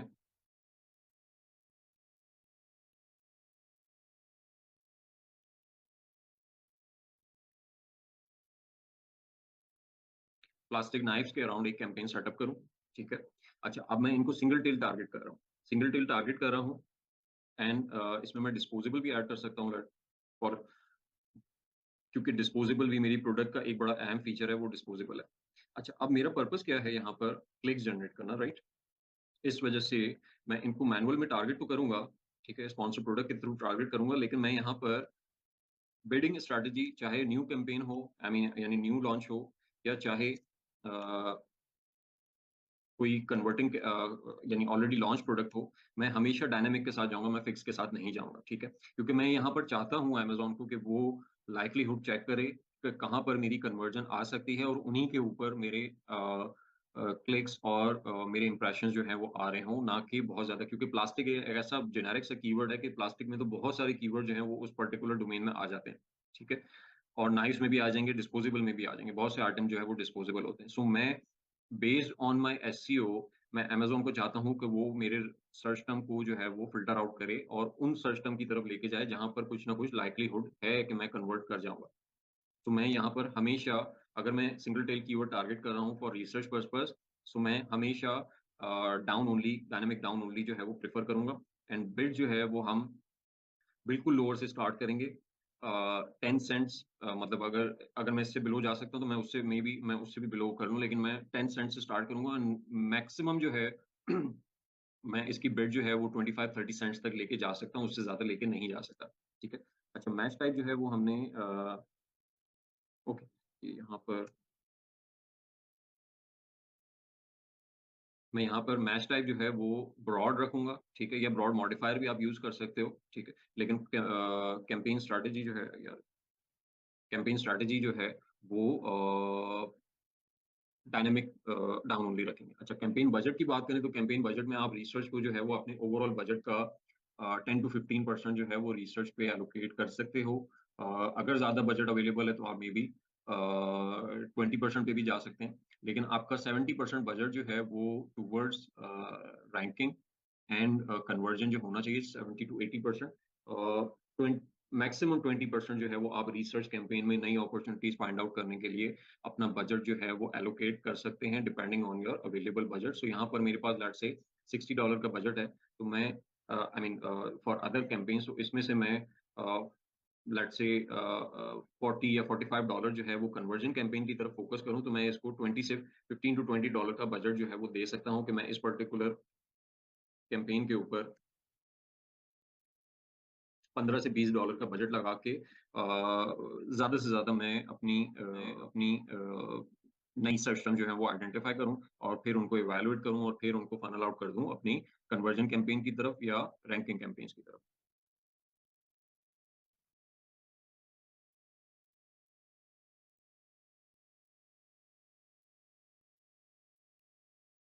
अच्छा, अब और क्या ऑप्शन हमारे पास रह जाते हैं कि अगर एक हमने लेट्स से कीवर्ड की कैंपेन जो है वो सेटअप की है, ठीक है, थ्रू स्पॉन्सर्ड प्रोडक्ट, दूसरा हमारे पास ऑप्शन रह जाता है कि हम कैटेगरी टारगेटिंग करके, ठीक है, वहां से नए एसेंस, ऐसे एसेंस जो हैं वो फाइंड आउट करें, और जो हमारे लिए पॉसिबल अपॉर्चुनिटीज हो सकते हैं, और उस पे हमारी possible campaign, I mean conversion या न्यू क्या कहते हैं, सेल्स बिल्ड करने के लिए हम उनको टारगेट कर सकते हैं उन एजेंट्स को, और फिर वहाँ आई मीन अपनी रिसर्च कैंपेन से उनको फनल आउट करके अपनी कन्वर्जन कैंपेन की तरफ जो है वो डाइवर्ट कर दें। सो हमारे पास, क्योंकि अगर हम प्रोडक्ट कैंपेन पे एक चेकआउट करें,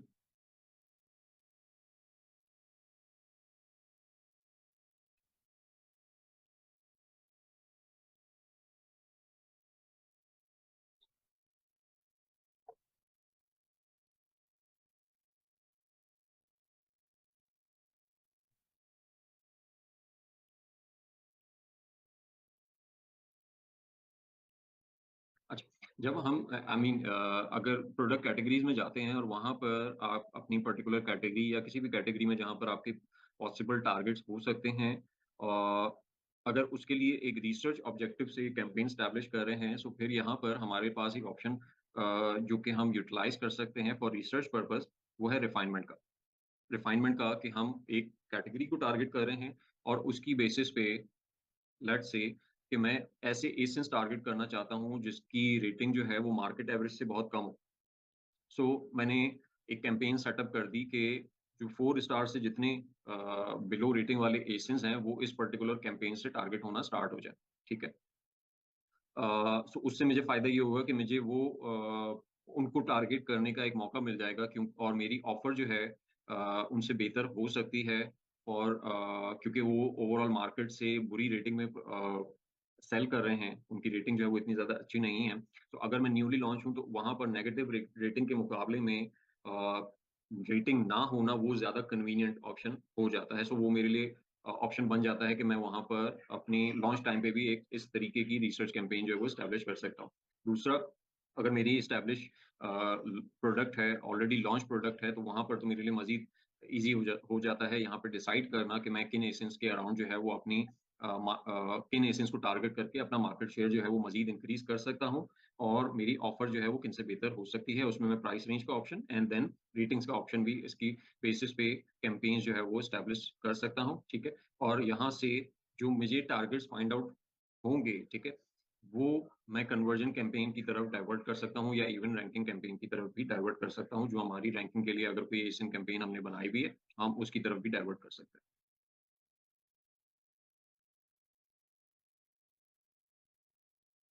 अच्छा, यहाँ तक किसी का कोई सवाल है? अदरवाइज़ फिर हम एक सॉर्ट ऑफ टूल की तरफ मूव ऑन करेंगे जो कि हेल्प आउट कर सकता है हमें फॉर क्योंकि अगर हम लॉन्च डिस्कस कर रहे हैं, तो यहाँ पर विज़िबिलिटी हमें चाहिए कि हमारी ट्रैकिंग यानी हमारी कीवर्ड जो हैं वो किस तरीके से परफ़ॉर्म कर रहे हैं, और हमारी कैंपेन सही सेटअप हुई भी है, नहीं हुई भी है, उसका इम्पैक्ट जो है वो रैंकिंग पर क्या आ रहा है। जी सर, मेरा सवाल। जी, जी, प्लीज़। अच्छा सर, ऑटो कैंपेन जब हम इसका उसको क्रिएट कर रहे हैं और ऑलरेडी हमारे पास पहले कैंपेन चल रही हैं, हुँ, हुँ। तो उसमें फिर जो कीवर्ड्स टारगेट हो रहे हैं उनको निगेट करना है या क्या उसका प्रोसेस होगा? अगर आपके पास कैंपेन रन हो रही है, मतलब आपकी प्रोडक्ट जो है वो ऑलरेडी लॉन्च है, राइट? और अगर आप उसमें ऑटो कैंपेन सेटअप करते हैं, तो वो कीवर्ड्स आप नेगेटिव करना चाह रहे हैं, जो कि ऑलरेडी किसी ना किसी कैंपेन में सेटअप हुए हुए, राइट? जी सर, बिल्कुल। ओके। तो देखिए, एक्चुअली नेगेटिव टारगेटिंग्स में ना थोड़ा-सा एक प्रॉब्लम ये आता है कि उसकी वजह से आपकी अ, जो आई मीन उस पर्टिकुलर कैंपेन का जो रेलेवेंट ऑडियंस है ना, वो डिस्टर्ब होता है, ठीक है, किसी हद तक। सो वहाँ पर आई मीन इनिशियली मैं प्रेफ़र करूँगा कि मैं नेगेटिव टारगेटिंग ना करूँ, ठीक है? अगर मैं रिसर्च पर्सपेक्टिव से कैंपेन रन कर रहा हूँ, या मैं कन्वर्जन पर्सपेक्टिव से एक ऑटो कैंपेन मैंने एस्टेब्लिश की है, ठीक है? क्योंकि अगर एक रनिंग अकाउंट है तो ऑटो को यूटिलाइज़ करके मैं एक कन्वर्जन कैंपेन भी सेटअप कर सकता हूँ। न्यूली लॉन्च में मैं ऑटो को यूटिलाइज़ करके कन्वर्जन कैंपेन सेटअप नहीं कर सकता। सो अगर एक रनिंग प्रोडक्ट है, उस पे मैं ऑटो कैंपेन सेटअप कर रहा हूँ, सो मेरी अ, अगर मैं कन्वर्जन को टारगेट कर रहा हूँ, मैं रिसर्च को टारगेट कर रहा हूँ, तो मेरी बिल्ड जो अप्रोच है वो लेस एग्रेसिव होगी, ठीक है? तो उसकी वजह से ज़्यादा चांसेस ये हैं कि जहाँ पर मेरे कीवर्ड जो हैं वो आई मीन जो कैंपेन्स उन पर्टिकुलर सर्च टर्म को टारगेट कर रही हैं, वही वहाँ पर बिल्ड या ऑक्शन जो है वो विन कर रही हूँ। मेरी ऑटो जो है वो उस पे बहुत ज़्यादा इम्पैक्ट ना करे। तो इनिशियली अगर आप कैंपेन स्टार्ट करते हैं, सो फ़ौरन जो है वो नेगेटिव की तरफ ना आ जाए, थोड़ा-सा उसको रूम दें ग्रो करने का, एक्सपैंड करने का, और इम्प्रेशन और क्लिक्स बिल्ड करने का, ठीक है? एंड देन जब आपको नज़र आए कि ये जो ट्रैफ़िक है, वो उन्हीं कीवर्ड्स की तरफ डाइवर्ट हो रहा है, जो कि मेरे ऑलरेडी दूसरी किसी कैंपेन में रन हो रहे हैं, टारगेट हो रहे हैं, सो फिर आप उसको नेगेटिव करना स्टार्ट कर दें। लेकिन फ्रॉम द स्टार्ट जो है ना, वो उसको श्रिंक ना करें। वो क्योंकि वो आपकी ऑडियंस को जो है ना वो थोड़ा-सा कॉम्प्रोमाइज़ कर देगी, और वो एल्गोरिथम और इम्प्रेशन जनरेट होने में जो है ना वो आपको ज़्यादा टाइम लग सकता है, और आपके क्लिक्स जो हैं वो डिले हो सकते हैं। जी ठीक हो गया सर। इसी तरह से जब हम ब्रॉड या फ्रेज के अंदर भी रिजल्ट्स देखते हैं और उसमें कोई हुँ, हाई कन्वर्टिंग कीवर्ड्स निकल आते हैं, हुँ, हुँ। तो उनको अगर हम अलग से उनके लिए कैंपेन्स क्रिएट करते हैं, तो उनके नेगेशन का क्या वहाँ पे प्रोसेस होना चाहिए पेरेंट उसमें कैंपेन के अंदर? देखिए, एक जो आई मीन जो मेरा पर्सपेक्टिव है ना पीपीसी को लेकर के, पीपीसी इज़ सॉर्ट ऑफ कि मतलब हम जो भी कैंपेन सेटअप कर रहे होते हैं, तो उसमें ज़्यादातर जो है ना वो फिशिंग कैंपेन्स होती हैं। मतलब हम फिश कर रहे हैं कोई चीज़ के इसमें से निकल आए, कोई रिज़ल्ट जो है वो हम यहाँ से ड्राइव कर लें। ज़्यादातर कैंपेन के ऑब्जेक्टिव जो हैं वो इसी तरीके के होते हैं। तो जब हमारे इस तरीके के ऑब्जेक्टिव हैं तो फिर हमें थोड़ा-सा रूम देना चाहिए कैंपेन को कि वो हमें कुछ डायरेक्शन दिखाए और फिर हम उसकी ऑप्टिमाइज़ेशन जो है वो स्टार्ट करें। नॉर्मली ये ये एक प्रैक्टिस की जाती है कि बहुत सारे कीवर्ड जो हैं वो पहले से नेगेटिव में डाल दिए जाते हैं। क्योंकि हमें पता है कि हमारी ऑडियंस जो है वो इन पर्टिकुलर कीवर्ड से रिलेटेड नहीं है, ठीक है? दूसरा ये कि कोई किसी और कैंपेन में वो कीवर्ड टारगेट हो रहे हैं, इस वजह से मैं उनको नेगेटिव कर दूँ पहले से ही किसी एक नई कैंपेन में, ठीक है? सो उससे क्या है कि वो थोड़ा-सा उसका इम्पैक्ट जो है ना वो मिनिमाइज़ हो जाता है, उसकी एक्सपेंशन का और ग्रोथ रेट जो है वो मिनिमाइज़ हो जाता है। सो इट्स बेटर कि हम थोड़ा-सा उसको रूम दें, थोड़े से क्लिक्स और इंप्रेशन जो हैं वो थोड़ा जनरेट होने दें और एंड देन फिर depending on the result search term को मॉनिटर करते हुए फिर उसमें नेगेटिव करना जो है वो स्टार्ट करें। अगर आपका ट्रैफिक जो है वो अगेन जिस तरह ऑटो कैंपेन में मैंने डिस्कस किया कि आपको नज़र आ रहा है कि उसमें ट्रैफिक जो है वो आपके उन्हीं कीवर्ड्स की तरफ जा रहा है जो कि ऑलरेडी किसी दूसरी कैंपेन में अच्छा परफॉर्म कर रहे हैं। सो वहाँ पर आप उनको नेगेटिव करना स्टार्ट कर दें। लेकिन अगर वो उस तरफ नहीं जा रहा है तो फिर आई थिंक कि नेगेटिव करने की ज़रूरत नहीं है और आपकी रेलेवेंसी भी उसी तरीके से बनी रहेगी कैंपेन की। जी ठीक है सर, थैंक यू। ओके, अच्छा मुझे प्लीज़ 2 मिनट दीजिएगा, मैं थोड़ा-सा अपना गला खुश हो रहा मेरा, तो मैं साफ कर लूँ उसमें।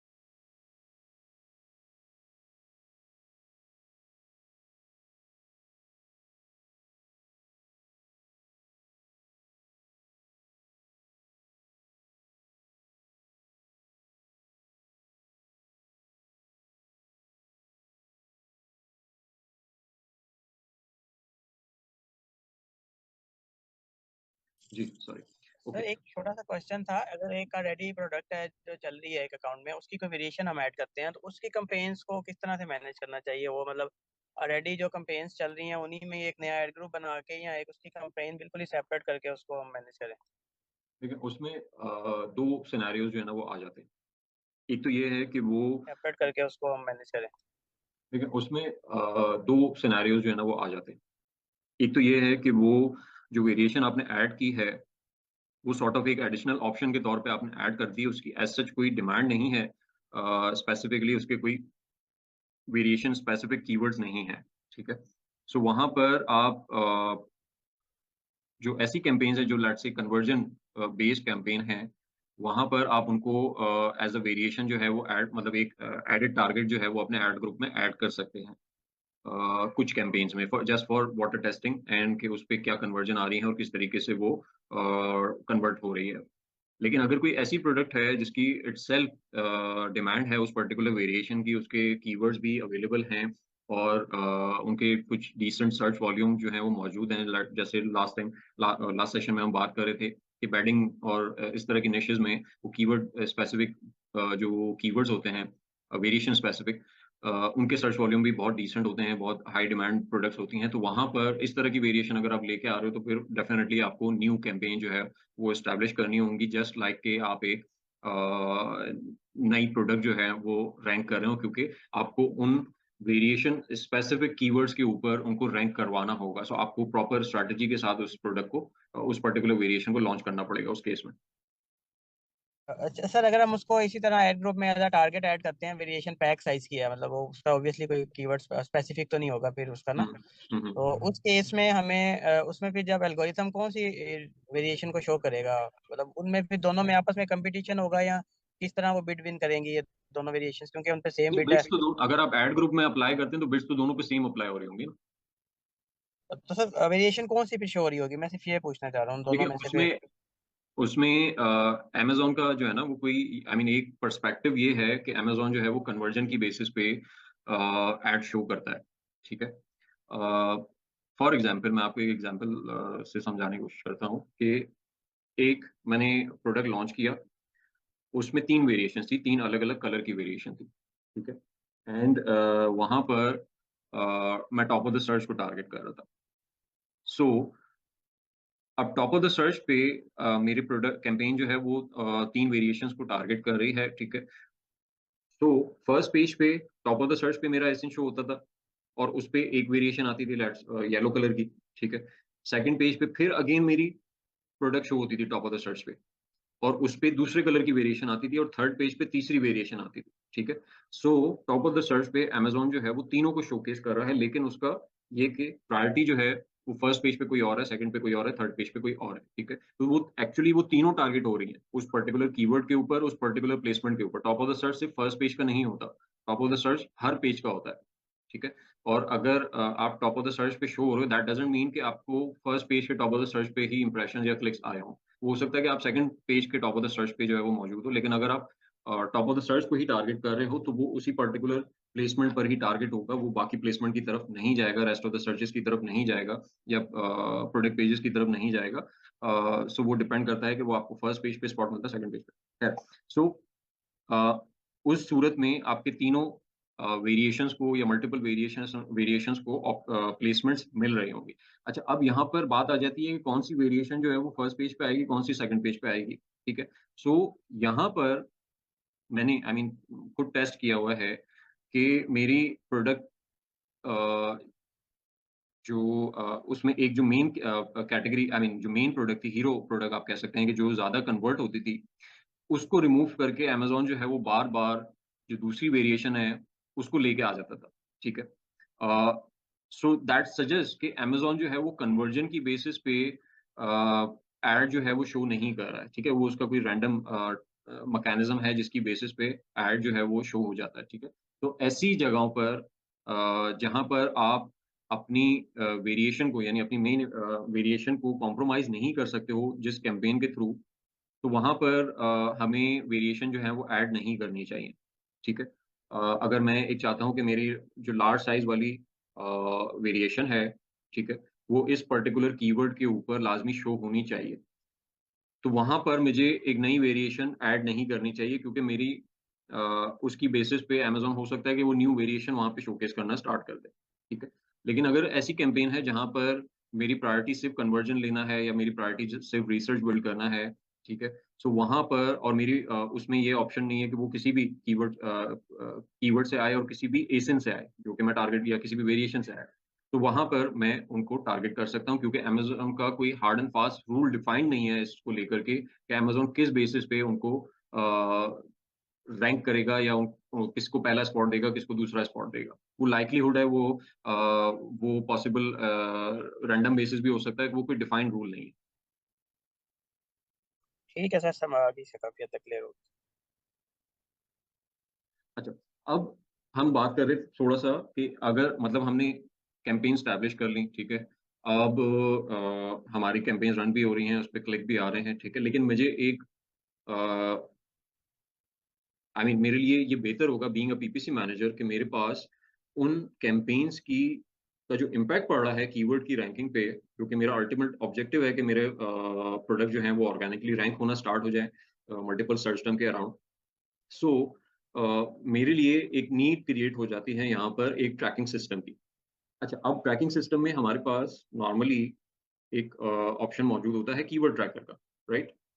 जिसकी बेसिस पे हम मल्टीपल कीवर्ड्स की ऑर्गेनिक प्लेसमेंट जो है वो ट्रैक कर सकते हैं, ठीक है?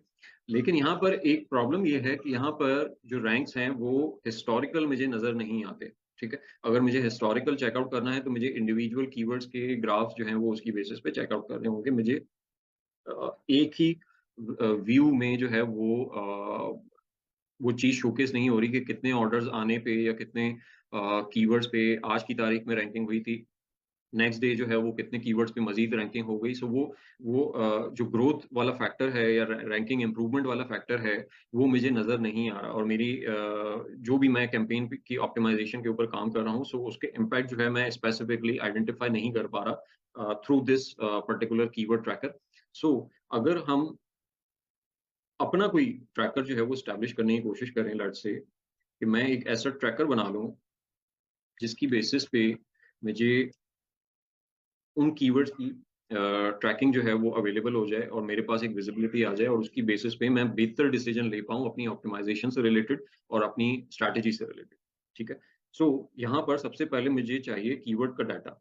कीवर्ड का डाटा कौन सा कि मुझे कौन कौन से कीवर्ड्स के ऊपर टारगेट करना है या रैंक करना है। ठीक है। सो हमने कीवर्ड की एक फाइल डाउनलोड की हुई थी। ठीक है। यहाँ पर मेरे पास अराउंड 141 कीवर्ड जो है वो आ रहे हैं। ठीक है। लेट्स से मैंने यहाँ पर सबसे पहले कीवर्ड की लिस्ट जो है वो ड्रॉप डाउन कर दी कि जिसकी बेसिस पे मुझे जिनके रैंक जो है वो मुझे मॉनिटर करने हैं। ठीक है। अच्छा, अब आ जाते हैं कि हमारे पास इंटरवल्स क्या होंगे कि कब कब मुझे कीवर्ड के रैंक जो है वो मॉनिटर करने हैं। ठीक है। अच्छा, इसको मैं चाहूँ, अगर मैं डेली बेसिस पे मॉनिटर करना चाहूँ तो मैं डेली बेसिस पे बना सकता हूँ कि मैं हर रोज जो है वो अपने रैंक्स जो हैं वो किसी स्पेसिफिक टाइम के ऊपर अपने रैंक्स जो हैं वो एक्सट्रैक्ट करूँ और उसको यहाँ पर इनपुट कर दूँ। ठीक है। सो लेट्स से कि मैंने डेट की बेसिस पे इसको सेट कर दिया।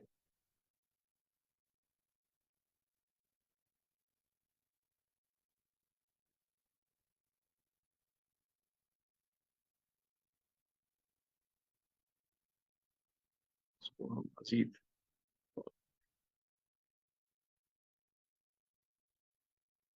ठीक है। अच्छा, अब मेरे पास क्या, आई मीन जो मेरे पास डाटा सेट अवेलेबल है कि मैं कहाँ से इनके ट्रैक्स जो हैं, आई मीन इनके जो रैंक्स हैं वो डेली बेसिस पे एक्सट्रैक्ट कर सकता हूँ। तो मेरे पास ऑब्वियसली हीलियम का सेरेब्रो टूल मौजूद है। उसमें मुझे करने की ज़रूरत क्या होगी कि मैं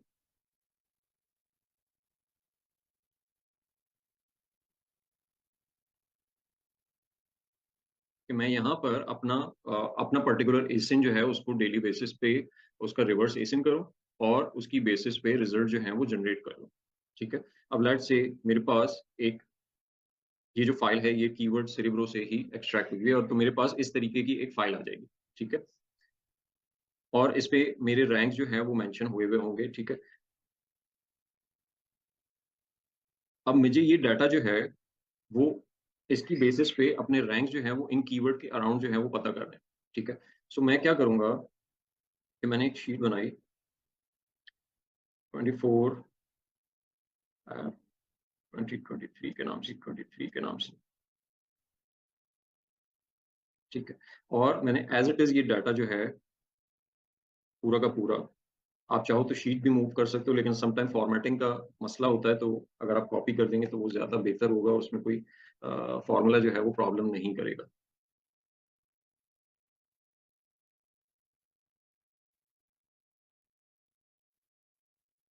ठीक है। एंड देन मैं अपनी रैंक्स जो हैं वो इस पर्टिकुलर शीट से एक्सट्रैक्ट कर लूंगा। लेट्स से कि मेरा रैंक जो है वो 24th एक्स कॉलम में आ रहा है। ठीक है। मैंने वी लुकअप का फॉर्मूला लगाया और मैंने 24 कॉलम की जो वैल्यू है वो एक्सट्रैक्ट कर ली। इसको लॉक कर देंगे, देन हम इसको लॉक कर देंगे। ठीक है। अच्छा, अब क्या होगा कि अब तो ये आई मीन मैं डेली बेसिस पे यहाँ पे एक शीट ऐड करता जाऊंगा और उसका डाटा जो है वो उसमें कॉपी करता जाऊंगा, तो मुझे तो बार बार फॉर्मूला लगाना पड़ेगा। तो हम कोई ऐसा फॉर्मूला ड्राइव कर लेते हैं जिसकी बेसिस पे वो प्रॉब्लम ना करे और बार बार मुझे सिर्फ शीट का डाटा पुट इन करना पड़े और यहाँ पर ऑटोमेटिकली उसके रैंक पिकअप होके आ जाए। ठीक है। तो मेरे पास फॉर्मूला है जिसको हम यूटिलाइज कर सकते हैं।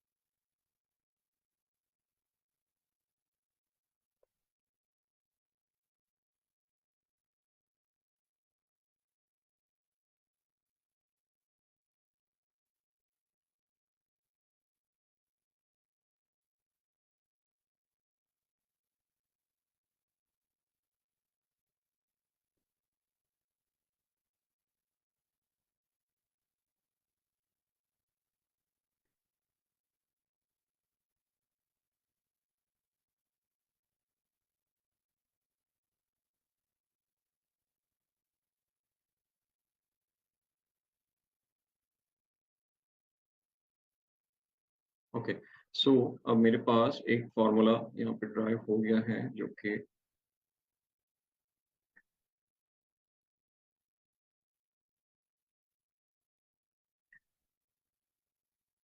अब मैं यहाँ पर लेट्स से कि मैं नेक्स्ट डे एक नई शीट क्रिएट करता हूँ डे 2 के नाम से, ठीक है, और मैंने एक नया डाटा एक्सट्रैक्ट किया और सेरेब्रो से नया रिफ्रेश डाटा एक्सट्रैक्ट किया रिवर्स एसिंग करके, और उसको डे 2 की फाइल में जो है वो कॉपी कर दिया।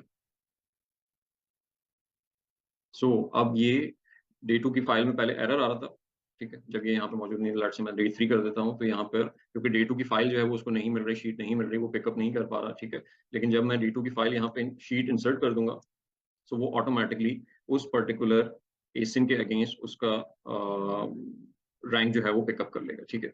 अब इसी को हम कॉपी कर देंगे आगे तक, लेट्स से कि मैं 30 डेज की मॉनिटरिंग जो है वो डेवलप करना चाह रहा हूँ,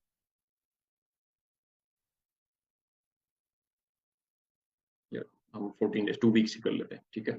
सो अब जैसे जैसे इसमें शीट्स आती रहेंगी वो डाटा जो है वो यहाँ पर अवेलेबल होता रहेगा। मैं इफ एरर का फॉर्मूला कर लेते हैं जिसकी वजह से हमें एरर जो है वो शो नहीं होगा, ठीक है, और इसी डाटा सेट को हम कॉपी कर देंगे बाकी तमाम कीवर्ड्स के ऊपर।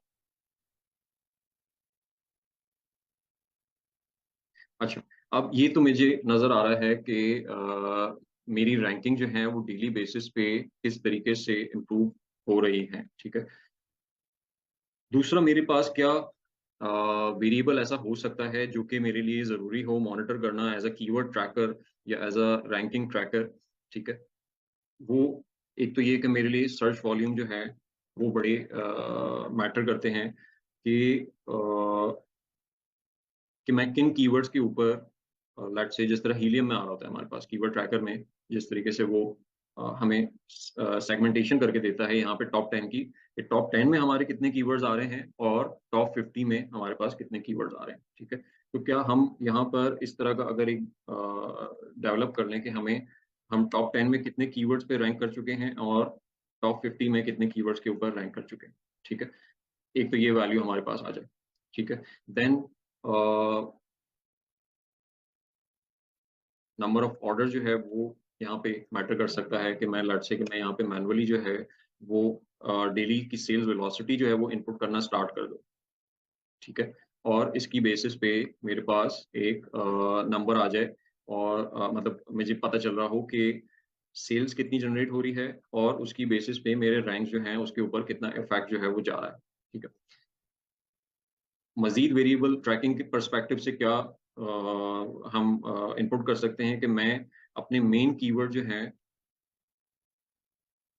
वो यहाँ पे स्पेसिफिकली मेंशन कर दूं, ठीक है, कि उन कीवर्ड्स के ऊपर मुझे स्पेसिफिकली ट्रैकिंग जो है वो सेपरेटली नजर आ रही हो। लेट्स से मेरे ये 5 इंपॉर्टेंट कीवर्ड हैं और मैंने इनको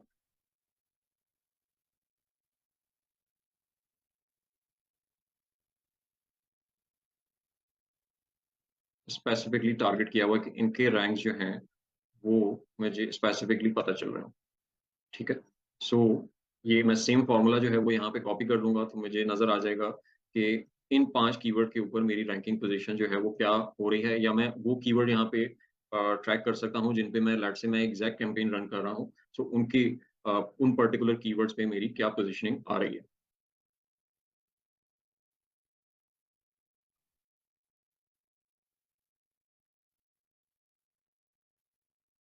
ठीक है। अच्छा, अब हम सर्च वॉल्यूम जो है वो पिक कर लेते हैं, हमें टॉप 10 की सर्च वॉल्यूम चाहिए, ओके। सम ठीक है, हम डे 1 की रेंज में जाएंगे।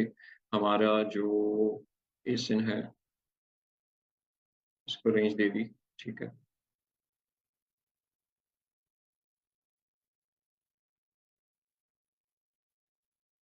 क्राइटेरिया डिफाइन कर दिया,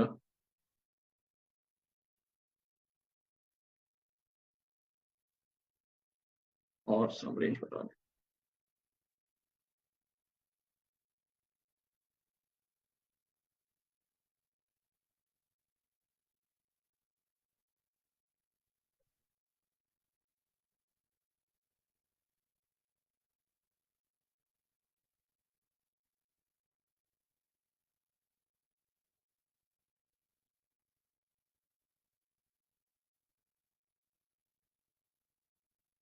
ओके, सो हमें ये शो कर रहा है कि 0 सर्च वॉल्यूम आ रहा है टॉप 10 में।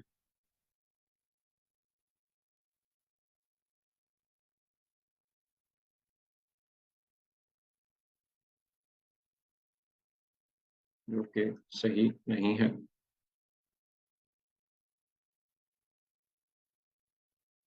अब सही आ रहा है।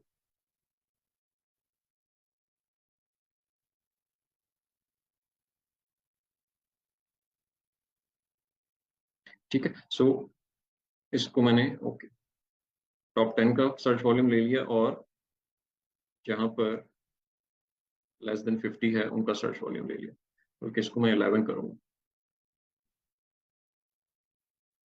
51 करूंगा। सो ये मेरे पास सर्च वॉल्यूम्स भी आ गए उन पर्टिकुलर कीवर्ड्स के, क्योंकि मैं टॉप 10 में रैंक कर चुका हूँ और मैं टॉप 50 में रैंक कर चुका हूँ। साथ में मैं अपने ऑर्डर्स, नंबर ऑफ ऑर्डर जो है वो यहाँ पे कॉपी करता हूँ, तो मेरे लिए एक सर्टेन टूल बन जाता है जिसकी बेसिस पे मैं अपनी कैंपेन की परफॉर्मेंस जो है वो मॉनिटर कर सकता हूँ। एंड उसकी बेसिस पे कैंपेन पे अगर मुझे लेट्स से कि मुझे यहाँ पे कीवर्ड स्पेसिफिक परफॉर्मेंस नजर आती हैं कि मेरे कुछ कीवर्ड जो हैं वो या तो उन पे रैंक जो है वो स्टैब्लिश नहीं हो रहे हैं, ऑल्दो कि वो रेलेवेंट कीवर्ड्स हैं। सो उसकी बेसिस पे मैं आइडेंटिफाई कर सकता हूँ कि मुझे किन कीवर्ड्स के अराउंड या किन कीवर्ड्स को फिर ज्यादा प्रायोरिटी देने की जरूरत है या उनकी ऑप्टिमाइजेशन के ऊपर काम करने की जरूरत है। ठीक है, सो हम उन एरियाज पे भी जा सकते हैं, कीवर्ड स्पेसिफिक जो चीजें हैं वो हमें यहाँ पर आइडेंटिफाई हो जाएंगी। ठीक है, इसमें भी जब हम ये इनडायरेक्ट का फॉर्मूला लगाएंगे तो फिर हम इसको कनेक्ट कर सकते हैं, डे 1 डे 2 और आई मीन उन शीट्स के हिसाब से। सो उसकी बेसिस पे फिर मैं यहाँ पर इनको कॉपी कर देंगे, तो हमारे पास कंप्लीट जितने भी डेज पे ये आई मीन जिसका डाटा सेट जो है वो हम मॉनिटर करना चाह रहे हैं वो हमारे लिए यहाँ पर स्टैब्लिश हो जाएगा। ठीक है, सो ये एक टूल जो है वो हेल्पिंग हैंड हो सकता है हमारी कैंपेन की स्ट्रैटेजी और डिवाइस करने में, और हमें सॉर्ट ऑफ अपनी कैंपेन ऑप्टिमाइज करने वगैरह में, उसकी स्ट्रेटेजाइज करने में हमें हेल्प कर सकता है। इसका मैं प्रॉपर टेम्पलेट जो है, क्योंकि ये ऑब्वियसली ये टेम्पलेट जो है मुझे during the I mean training जो है वो चीज़ मेरे जहन में आई थी कि इस तरह का एक ट्रैकिंग सिस्टम जो है वो डेफिनेटली होना चाहिए। जो हीलियम का नॉर्मली वगैरह ट्रैकिंग सिस्टम जो हम यूटिलाइज करते हैं वो इतना आई मीन इतनी प्रोमिनेंट रिजल्ट जो है वो वहाँ पे शो नहीं कर रहा होता, इतनी विजिबिलिटी नहीं आ रही होती जिसकी बेस पे हम कैंपेन के रिजल्ट जो है वो मॉनिटर कर आई मीन उसमें चेंजेस कर सकें। सो ये अगर डे टू डे बेसिस पे मुझे अपनी कैंपेन के अगेंस्ट उसकी हिस्टोरिकल परफॉर्मेंस नजर आ रही होगी, तो मुझे ना सिर्फ अपनी करंट लॉन्च में ये हेल्प करेगा, बल्कि मुझे केस स्टडीज बिल्ड करने के लिए भी मुझे हेल्प कर रहा होगा कि मैंने पिछली लॉन्चेस में क्या कितना स्पेंड किया था और वो कितना जल्दी जो है वो रैंक हो गई थी, क्या करने से मतलब हम अगर इसकी हिस्ट्री जो है वो मेंटेन करना स्टार्ट करें तो मेरे लिए यहाँ पर केस स्टडीज बिल्ड करना भी बहुत ईजी हो जाएगा।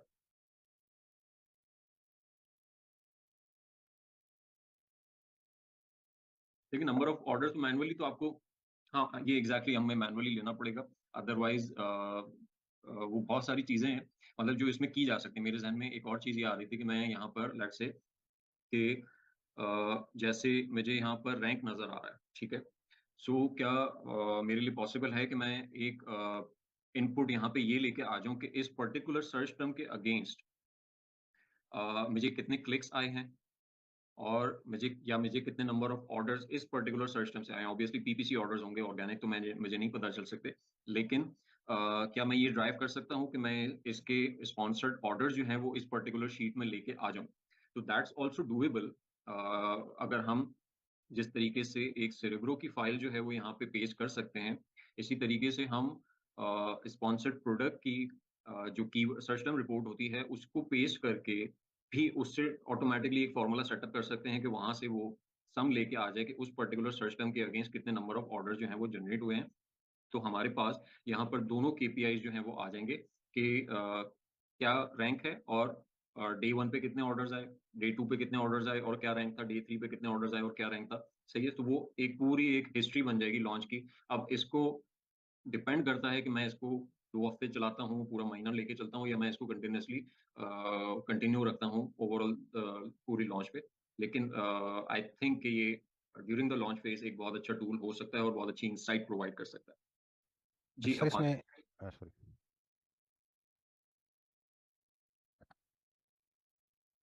जी अफान, आप कुछ पूछना चाह रहे थे? जी अस्सलाम वालेकुम। जी वालेकुम। अच्छा सर, इसके अंदर मैंने एक चीज़ ये देखनी थी कि जब आपने ये सर्च वॉल्यूम से फार्मूला को आगे एक्सपेंड किया तो आगे ये पॉइंट्स में भी हमें शो कर रहा है सर्च वॉल्यूम और एक नेगेटिव में शो कर रहा है। ये इस वजह से क्योंकि अभी वो शीट में डाटा ऐड नहीं किया, इस जी वजह जी, से या मैंने अभी उसको लिंकअप नहीं किया हुआ। ये वाली जो डाटा पॉइंट्स है ना, जैसे यहाँ से मैंने एक, आप अगर फार्मूला बार में देखेंगे इनडायरेक्ट की एक फार्मूला यूज किया हुआ है, तो उसकी बेसिस पे वो शीट चेंज करता जा रहा है। सो अभी मैंने इनडायरेक्ट का फार्मूला यहाँ पे नहीं लगाया है। सो हम एग्जैक्टली उसी तरीके से फार्मूला लगाएंगे तो वो क्या होगा कि डे 2 पे फिर वो डे 2 वाली शीट से ही डाटा एक्सट्रैक्ट करेगा, ताकि हमारे पास सर्च वॉल्यूम भी जो है ना वो अपडेटेड आए। ये ना हो कि हम डे 1 के सर्च वॉल्यूम जो है वो ही लेके चल रहे हो, हमारे पास सर्च वॉल्यूम भी अपडेटेड आए कि टॉप 10 में हमारे पास क्या टोटल सर्च वॉल्यूम बन रहा है और टॉप 50 में हमारे पास ओके टोटल सर्च वॉल्यूम क्या बन रहा है। ठीक सर, इसके अंदर हम ये भी ऐड कर सकते हैं कॉलम के, हमने ये देखना हो कि डे 1 में हम कितने कीवर्ड्स के ऊपर टॉप 10 में रैंक थे, टॉप 10 में कितने कीवर्ड्स के ऊपर हमारी प्रोडक्ट रैंक थी आप या काउंट टॉप भी कर 50 में। सकते हैं, बिल्कुल कर सकते हैं। मतलब अगर मैं यहाँ वो पर काउंट इफ का फार्मूला लगा कर करेंगे। बिल्कुल बिल्कुल काउंट इफ का फॉर्मूला लगा के आप यहाँ पर काउंट भी लेके आ सकते हैं कि टॉप 10 पे काउंट क्या था, कितने कीवर्ड जो है वो टॉप 10 पे रैंक हुए हुए थे। सो यही फॉर्मूले को हम सम इफ के बजाय काउंट में कर देंगे। सो एक वो नंबर ऑफ उसका आ जाएगा। लेट्स सर से इसमें अगर मैं, अगर हम कलर कोडिंग कर दें नीचे जो हमारे पास जो है ना, जी जी, हम नीचे जो कीवर्ड्स है उसके आगे अगर हम कलर कोडिंग कर दें, ये जो हम्म रैंकिंग शो हो रही है तो एक वो हम्म, हमें एक विजिबल वो एक चेंज नजर आता है, मतलब जो है ना रेड से ग्रीन, ग्रीन से रेड, ऑरेंज, मतलब वो एक थोड़ा सा क्लियर विजिबल नजर आता कंडीशनल है एज फॉर्मेटिंग कम्पेयर। की आप बात कर रहे हो? जी जी बिल्कुल। अच्छा, कंडीशनल फॉर्मेटिंग भी बिल्कुल लगा सकते हैं। लेट्स से कि मैं कंडीशनल फॉर्मेटिंग यहाँ पे ये सेट कर दूं कि जिन पर्टिकुलर कीवर्ड्स की आई मीन जो जो वैल्यूज जो हैं वो लेस देन 11 है, ठीक है, वो मार्क हो जाए, तो दैट मीन्स कि जो हाईलाइटेड है वहां पे मैं रैंक हो गया हूँ टॉप 10 में, ठीक है। और इसके डेफिनेटली मैं कलर्स वगैरह यहाँ पर कस्टम सेट कर सकता हूँ कि मैं जिस तरीके से भी उनको सेट करना चाहूँ। लेट्स से मैंने ग्रीन कर दिया उनको, ठीक है। सो ये जो ग्रीन मार्क आ रहे हैं वो टॉप 10 में रैंक हो चुके हैं। और जैसे ही मुझे लेट्स से कि कोई कीवर्ड यहाँ से नजर आए कि वो ग्रीन से कोई और कलर में शिफ्ट हो गया, दैट मीन्स कि वो अलार्मिंग सिचुएशन है कि वो टॉप 10 से रिमूव हो गया है और वो डी रैंक हुआ है अपनी पोजीशन से, ठीक है। तो वो भी मेरे लिए एक अच्छा इंसाइट या एक हाईलाइट हो सकता है जिसकी बेसिस पे मैं अप्रोप्रिएट एक्शन जो है वो ले सकता हूँ। सर ये काउंट इफ का फार्मूला आप बता रहे थे उसके अंदर कितना चेंज आएगा, आप काइंडली बता सकते हैं? उसमें सिर्फ काउंट इफ है, सम के मैं एक मिनट लगा के दिखा देता हूँ आपको।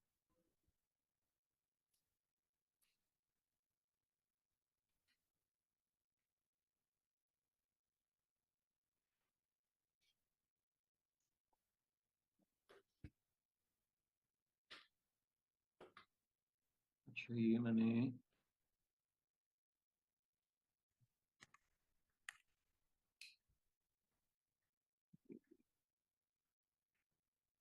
ठीक है। सो यहाँ पर मुझे 88 शो कर रहा है कि टॉप 10 में 88 कीवर्ड्स हैं। मैं यहाँ पे इसको कंफर्म कर लेता हूँ। यहाँ पर आपको नजर आएगा कि ये काउंट जो है इसका 88 है, ठीक है। तो वो जो टॉप 10 में है उसका काउंट जो है मेरे पास आ गया और मैंने उसको यहाँ पे पेस्ट कर दिया। जी सर एक क्वेश्चन मेरा और था काइंडली। Ji please. सर ये इसके अंदर ये जिस तरह हमने डे 1 डे 2 डे 3 का ये नीचे कॉलम बनाया और इसके अंदर आई थिंक हमने स्पॉन्सर्ड रैंक्स को हमने इधर मॉनिटर किया है, तो ऐसा भी हो सकता है कि डे 1 को हम थोड़ा सा स्ट्रेच कर दें और नीचे 2 कॉलम बनाकर नीचे ऑर्गेनिक रैंक भी इसी डे 1 के नीचे आ जाए और स्पॉन्सर्ड रैंक उसके नीचे नहीं, डे और 1 के नीचे भी है, तो ऑर्गेनिक रैंक, ऑर्गेनिक और स्पॉन्सर्ड दोनों एक ही वक्त में अगर हम इस शीट के अंदर अगर हम नहीं, लेकिन मेंशन आप करना चाहते स्पॉन्सर्ड रैंक क्यों ट्रैक करना चाहोगे किसी पर्टिकुलर प्रोडक्ट का? अगर आप एक रैंकिंग परस्पेक्टिव से मॉनिटर करना वैसे कर सकते हैं, आई मीन उसमें कोई हर्ज नहीं है। लेकिन मेरा ऑब्जेक्टिव या मैं प्रायोरिटी दूंगा कि मेरे ऑर्गेनिक रैंक्स जो है वो यहाँ पर क्या है। सर उससे ये हमें आइडिया नहीं होगा कि अगर हम बिलफर्ज ये देखना चाहते हैं कि हमने कैंपेन्स सेट किया है और रैंकिंग पर्सपेक्टिव से किया और उसको टॉप ऑफ द सर्च पे हम टारगेट कर रहे हैं, तो हम ये देखना चाहें कि वो टॉप ऑफ द सर्च पे शो भी हो रही है या नहीं हो रही। तो मैं उसमें ना वो थोड़ा सा, यानी एक फैक्टर ये हो सकता है कि आप थोड़ा सा डिविएट हो जाएं फ्रॉम एक्चुअल पोजीशन से, क्योंकि जो स्पॉन्सर्ड रैंक है ना वो based on our bids, based on our budget, कि लेट्स से कि मैंने जब एक्सट्रैक्ट किया तो वो मेरी कैंपेन ही आउट ऑफ बजट है, मेरा तो स्पॉन्सर्ड रैंक आ ही नहीं रहा होगा, सही है। सो वो उन चीज़ों के ऊपर बड़ा मैटर करता है, लेकिन ऑर्गेनिक रैंक जो है वो इतना अफेक्ट नहीं होता उसकी वजह से, तो उसमें एक स्टेबिलिटी रहेगी और एक पैटर्न जो है मैं आइडेंटिफाई कर पाऊंगा उसमें प्रॉपर। स्पॉन्सर्ड रैंक का अगर मैं यहाँ पे लिख के आता हूँ तो वो जरूरी नहीं है कि वो टोटली रिलायबल डाटा वो हो सकता है कि वो कंफ्यूजन क्रिएट कर दे मेरे लिए। ओके, यानी कि आप ये कहना चाह रहे हैं कि डे टू डे बेसिस पे हमें स्पॉन्सर्ड रैंक को ट्रैक करने की इतनी ज़रूरत नहीं होती?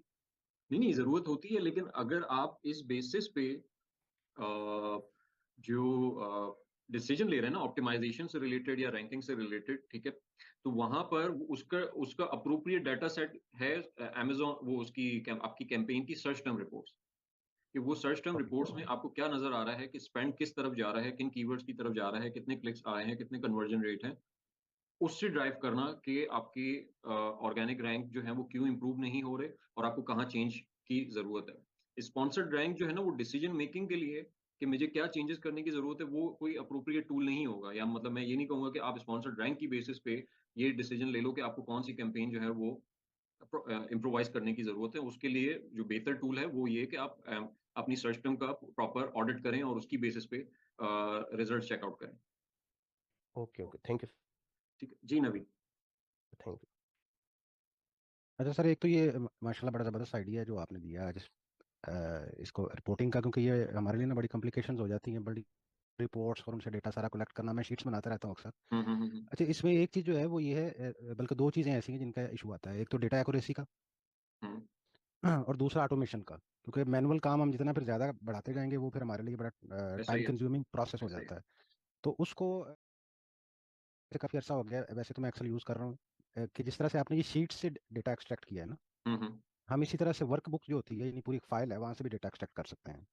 बिल्कुल कर सकते हैं। हम उसको लिंक करने, मतलब पूरा एक फोल्डर बना लिया जाए जिसके मतलब अंदर हम आप सिस्टम।